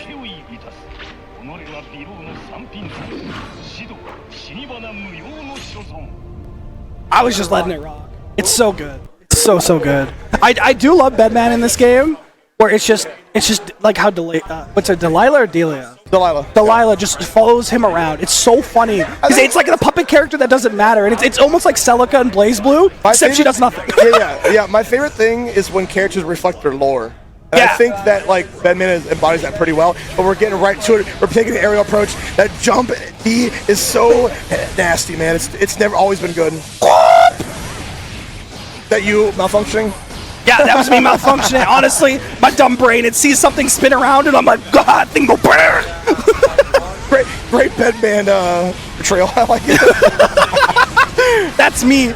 Oh no, nice 6P though, gonna put him in the corner here. Getting started on it, and the pressure is immaculate, but Guillermo finally starting to find his defensive footing, getting some hits in here, nice jump out, doesn't manage to turn into more, and Delilah returns to show him that you are now attached to a tether, and this is going to hurt, but the setup after is going to be very scary. Goes for Tatami Yo Johnson right off the bat instead of going for the regular Tatami safe jump setup. This means Guillermo very much wanted to play aggressive, set down that life total, and even it out.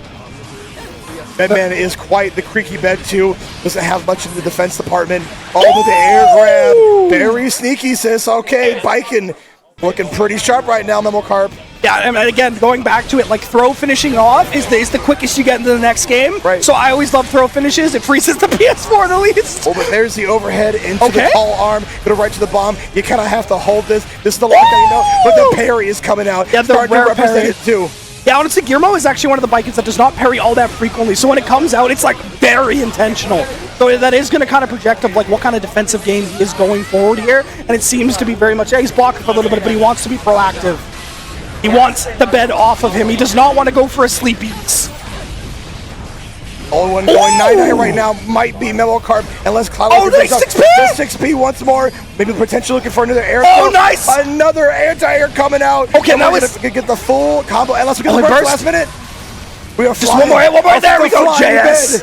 Welcome to the circus. And actually, I love that interaction between the two of them, because what happened last time is Guillermo PRC'd, and and then just walked up and throwed him. But that time, he baited out movement, he waited, hit him with a 6P, went back in, threatened that he was going to air throw again, and then just 6P'd him again. Like, that was so cool to see the adaptations on there. Are we going to Potemkin? Oh, we're going into Potemkin. Now, I think this is not a bad I didn't hate the Bedman. I thought it was doing okay, but yeah, Clownlore needs, if you want to solidify a top 8, you best be going with your best foot forward. No, exactly. But I think the main thing is he was able to stay in that range where Clownlore is so effective with Potemkin on the Bedman. Like that solid range. Pretty much Guillermo was never able to get out of that. He was able to kind of trade in the air and finally get some good anti-airs and stuff, but he was sitting at that range, but he is very comfortable on Potemkin. You saw that in that last match where he just cruised over his opponent. But you are going to see Guillermo be a lot more preemptive, a lot more willing to engage on this match. But there we go. Yeah, actually, I honestly don't disagree with that burst. It gets him out of a very dire situation. You've seen how deadly Clownlore can be, but nice hit on the Mega Fist. Yeah, pretty back and forth. So far, great blocks I'm seeing from Clownlore so far on the W. Johnson able to break their way through in. And he's playing so patient, actually. Like, Clownlore was kind of willing to let it rip, but he understands that Guillermo is, like, willing to jump on reaction, like, kind of deal with these situations, and he does need to play a little bit more conservatively. And you see that with how he's dealing with Mega Fists. He's very consistently jumping over it. And she is vicious. And she's vicious. I love that it's only the final hit. It just cracks me up every time. Oh my god! An interruption coming out from Memokarp. Any other player would have been deer in the headlights, but Memokarp is ready anytime, any place. Yeah, no, he's playing so reactionary in such a great way. Like, he's taking his offensive opportunities when he gets them, but just the way he's dealing, he's like denied Mega Fist being a tool almost entirely. Like, it was a great read there.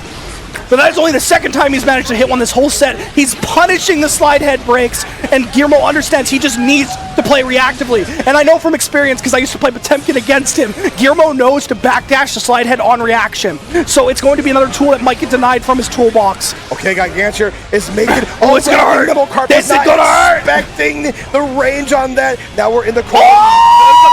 Is that gonna be enough? Yes, it is! Memokarp able to land the overdrive and going up 2-0 over Clownlore. All right, Clownlore, are we gonna stay or are we gonna go back? Should I stay now or go? Yeah, should I stay or should I go back? But no, it's sticking on the Potemkin. With the Potemkin, I definitely agree with it. Oh my god! God! You know what? When you make plays like that, that's a little scary. Memokarp already knowing exactly what Clownlore wants to go to.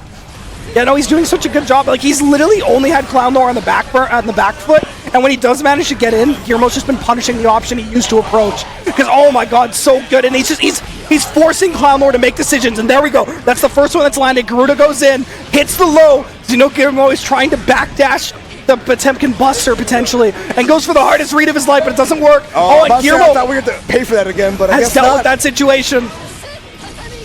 Walk on the Totemi. Oh, nice! The armor breaking through. What a pull on the trigger from Clownlore, but you're still stuck in the corner. What are you going to do, Clownlore? He's got a block. Can't make any sudden movements, I feel. Yeah, he's keeping the pressure on. He's playing patient. What a far slash. And I mean, it's just fun. Oh, gives him the gat! Gives him the gat midair! Oh my god, and that gives him plus frames on the landing, allows him to hit close slash and be at advantage.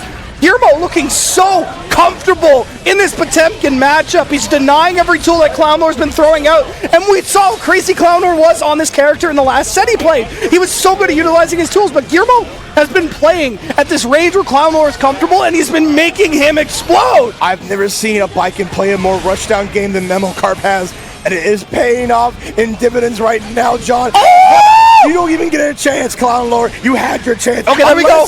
This is it, unless he gets the burst, but now he's back to that uncomfy range.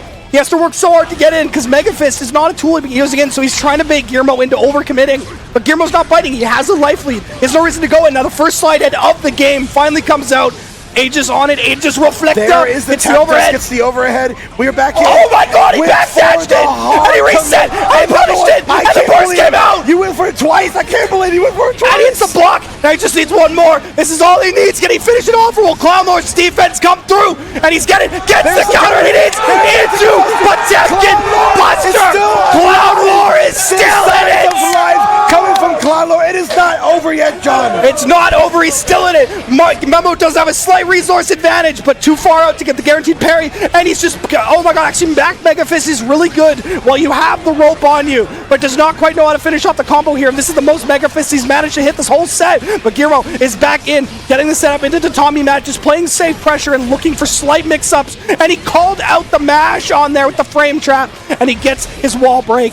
And it is potentially one hit away because he does have the meter to spend. Oh, reflect, doesn't want none, he wants none of that smoke. Nice jump on the Garuda. Oh, gets in, and that is 50 meter. I don't think he can quite kill because of the health total. Actually, no, he has 50 meter. He can finish it off because the scaling on the super is crazy.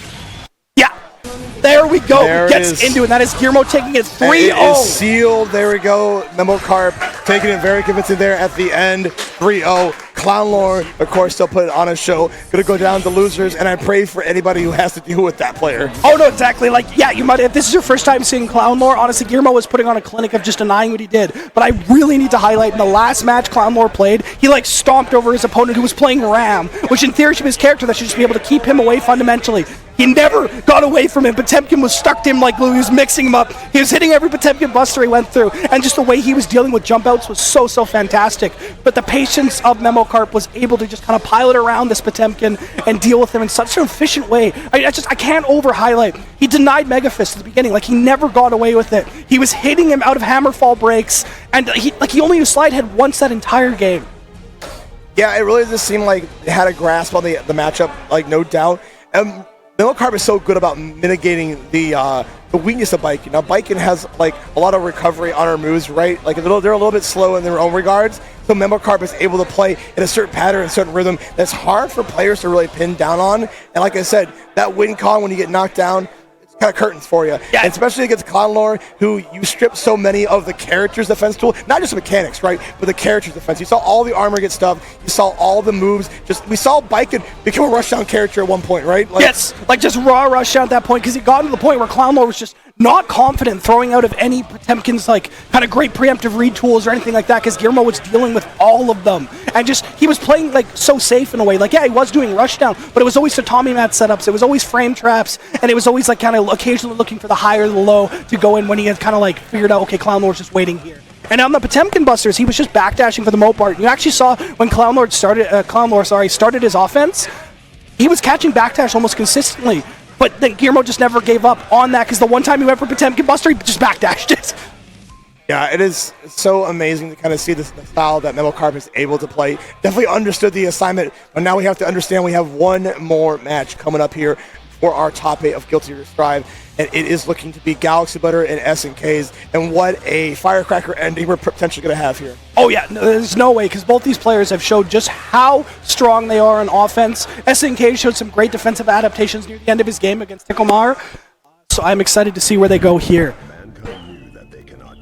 And obviously Galaxybutter is willing to go in, has descended from the heavens, is made of a different material, is connected by the Galaxybutter. No different, no doubt. You know, what's funny is both of these characters kind of play a very similar style. Some people even call Giovanna kind of like female soul in a way. Yeah. Just the way they kind of play strike throw. But of course, you know, as time has gone past, I think Season 3 has kind of like made that difference a little bit, you know, more apparent, but we'll kind of see how it plans out. Galaxybutter, snkz, let's get it. Yeah, no, exactly. It's going to be a very much just clashing of styles, because these two like to approach in very conservative ways, but Galaxybutter, as we've seen earlier, is so good at strike throw. Like in their previous match, they did such a good job of just like, against Trace, yeah, it was so good at just conditioning. Like, would do like 2 or 3 throws and then was hitting every single backdash Trace did. And it's just over that soon. That's honestly the story of both these characters. They both make you melt if you give them the right read or they get into the strike throw game. And I think I got to give it to Galaxybutter so far, being very preemptive to make sure that we catch Giovanna's movement and dash forward. But right now, snkz enforcing their own will on them. Great defense over from Galaxybutter. Not fighting on anything, right? Just waits for their opportunity. The movement is very strong on snkz's side. Jump ahead, potentially waiting for the throw. Yeah, no, and honestly, Galaxybutter kind of relying on the fuzzy jumps here, because he knows that snkz is trying to like layer in the throws. And actually, see that RC there was simply because he had whiffed a throw. And I think what we're going to see is a lot of adaptation here from Galaxybutter to call out There's the potential return, though, from Galaxybutter, unless snkz has anything to say about it. Oh, he's getting it in? Nice. Okay, Stu and turns. Yeah, you have to burst right there, right? Oh, nice DP. Oh my god, Galaxybutter is still playing like he's ahead. Oh my god, yeah, the throw coming in. Burst. Just keeping it alive, trying to get snkz secured. Oh my god, gunflame conversion. And the whip into the wall. You got away with murder so many times, Galaxybutter. That was like, seemed like SNK's game to win, and I was like really appreciating that, but Galaxybutter just stole that away from them. Yeah, like what a fantastic comeback there. Found the escape from the corner and was just able to push it all the way home. Now just keeping it on here. Honestly, just kind of winning out on this preemptive approach game. There we go. The backdash manages to bait out the close slash. Now snkz has control of the corner, starting a strike game throw of his own. But Soul is slowly getting out. Nice spacing on that to take back the pressure. 5K interrupt. Beautiful. Lands a full counter hit. Now the strike throw is coming back from Galaxybutter themselves. Oh, punish on the DP! What a psychic read coming out from snkz. Knew exactly when Galaxybutter wanted to pull the trigger. Gold burst on snkz's side. Now this is it's super scary. Oh, nice. The throw comes down. Needs one more interaction on either side. There goes for double overhead, and it is going to cash out. snkz found so much success with the throw in this particular round. So I'm curious to see what Galaxybutter is going to start doing. Are they going to start fuzzy jumping, trying to backdash, or maybe even just relying on potentially a mash from here as well? Because they say actually just gets the tech on it. So snkz, I think, might have to switch up the game plan a little bit, start layering in those lows, layering out options that deal with what Galaxybutter's relying on. You can see how quickly the match gets out of control when both characters have resources. What a attempt there from snkz. But here comes Galaxybutter back on the back foot. Oh yeah, there we go, backdash! Yeah, and that's so pivotal, because what actually just happened in that interaction before, snkz caught the backdash at Galaxybutter, but this time he went for the throw, and Galaxybutter did not bite, but finally does manage to hit a throw on that interaction. Now you see a lot more lows coming out from there SNKz it is! to limit the movement on Galaxybutter's side. We've been in this situation before, but it will not be enough. No return for Galaxybutter on there, no clutch. No clutch, and that was really, really good adaptations here from snkz to understand that backdash was the option selected by Galaxybutter to deal with the strike throw, and adapted their strike throw gameplay to deal with it perfectly. And ooh! What a whiff punish, using movement to get right in there. Galaxybutter forcing to do an early burst. I mean, what can I say? No, exactly. It's fantastic play on either side here. Another 2D whiffs, and that means Galaxybutter is in here, starting out here and just keeping the pressure on. Not a lot of throws coming out so far, and the DP in the corner going to go potentially for that wall break. No resets into the low, nice empty. And catches the backdash. That's what I like to see. Just a smidge of damage. Just a smidge? Switch the comeback? No. A 6P fist bump all the way out there. Get out of here. All right, snkz started off here. Okay, manages to hit the first little neutral skip of the game. Galaxybutter really giving us space very early on, which made credence to snkz to use that spiral arrow a little bit early. And you see Galaxybutter is just going straight strike this entire time. And I think snkz is trying to make it. Oh my god! The first throw that happened in so long for Galaxybutter. snkz managed to get the backdash. Now the situation was turned around with resources. Definitely hurt, but doesn't hurt. Oh, nice low! You gave snkz a chance, but it doesn't matter. We got the DP on lock. That was such a great reaction there to deal with that. And actually, I mean, I was just going to compliment snkz because it just been sheer block pressure from Galaxybutter the whole time. And they managed to make the read on it, get the backdash, but it was just not enough to get through. Gets the hit low, and that it's going to be snkz bringing it forward, baits out the DP this time, gets out the burst. We are returned back to neutral here. Galaxybutter a little closer to the corner. Nice jump over here, but does not manage to get the conversion. They want DP. Not letting that dash come to fruition. Nice little preemptive pokes on either side here. snkz is kind of looking for the whip punish, but not quite getting what they want. Ooh, they went for the Canadian reset, and does manage to finally land a counter hit. What a clash, too, coming out from snkz. Taking advantage of it. We do have the insta on deck, which means the defense is going to be definitely on their side, which could matter there in the end. Oh, nice! And I think it does matter. Damage, defense, everything is there. snkz making this comeback. No, exactly, and I do love the lows that are coming out so far. It's denying the backdash that Galaxybutter is just trying to layer in. You see Galaxybutter is just doing delayed pressure into a low, because I think snkz is trying to call out the throw with the backdash, and so Galaxybutter's whole game plan is one, deny the approach with DP like you just saw there, and hit snkz low on a backdash. And then snkz, on the other hand, I think is very much relying on just stagger pressure and trying to bait out a whiffed button for the most part.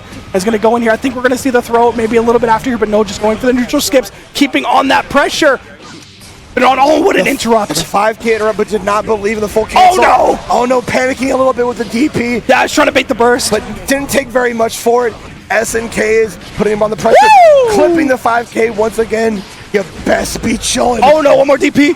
And this is where snkz can, Galaxybutter can really turn it all around. Oh my god, almost got a whip punish on that 5K. You do have 50 meter, but you have to use it. But wow, the whiff punish for wild assault from downtown. Something we haven't really seen before. But you best believe 2-2. And the crowd, I guess, really wanted to end very soon. They really want Galaxybutter. Galaxybutter. You're getting more games here at Pinnacle. More games!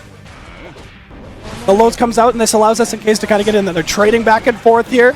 Oh, nice interrupt there with the 5K. snkz has been called out that the last few times. It's going to be interesting to see. Do they kind of adopt more of a frame pressure? 2D is one hell of a button. Oh, nice whip punish!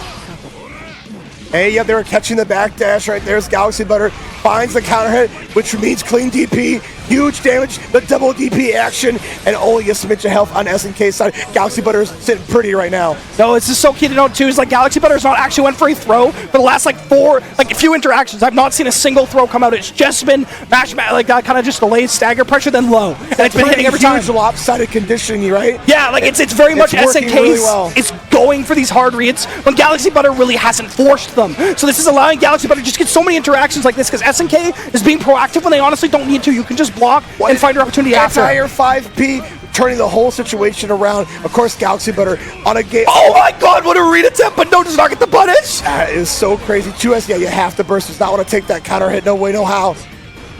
Yeah, you see the frame traps are finally coming out, looking for that interrupt on the 5K, but actually Soul did manage to get the 5K to come out, and the throw, the first of many that may potentially be coming down here, going in. I'm stealing turns, stealing hearts. Here we go, snkz looking for some movement, hoping to stuff it out. They're keeping that pressure on. Oh my god, what a trade! Oh! That's gonna hurt. We're gonna even up the health here. Oh, but did not get the clean hit. That's unfortunate. Oh, he just wake up through! There we go. All right, we are 1-1 apiece. Would you have it any other way? Only one person can sit pretty up in winter side in top 8. No, exactly. And snkz is just like doing so well. I really want to see Galaxybutter take advantage of the fact that snkz is like just trying to backdash and stuff like that. But they haven't done a throw in so long. It's only been snkz kind of enforcing the strike throw gameplay. Galaxybutter instead has been going for mostly interrupts. And because snkz gets the occasional read in the DP, they are just exploding. Oh no! Okay, that was almost yeah, counter it! He's got meter! He's got meter! Was enough too. It is all downhill from there. snkz ends it with a perfect, going on to top 8. But what a absolute banger of a set. Two strike throw warriors going back and forth. snkz does manage to come out on the conditioning, and as dumb as it sounds, they were literally just landing more throws near the end there. I really liked what Galaxybutter was doing because it was a lot of low pressures, calling out the preemptive backdash, but snkz finally realized and just stopped making those hard reads, and then that's when you kind of need to lid the throw back in, particularly wild throw in those cases, and just was not doing that. Was missing out on potentially so many damage because it was just stagger pressure with no hit. Like, yeah, how do you beat preemptive like buttons like that? You have to abuse movement, and what does Giovanna have? That in spades, yes. Right? So, you know, I love the adaptation as that set evolved. It went very quickly, but it was definitely there in a stride. But guys, I think that's the end of us for our top 16. Stay tuned for our top 8. Once again, I've been for Shaw, your Seattle staple, and you know what it is, John the Batman hat, doing it big with you. Thank you. Thank you guys. It's a great stream. See you guys soon.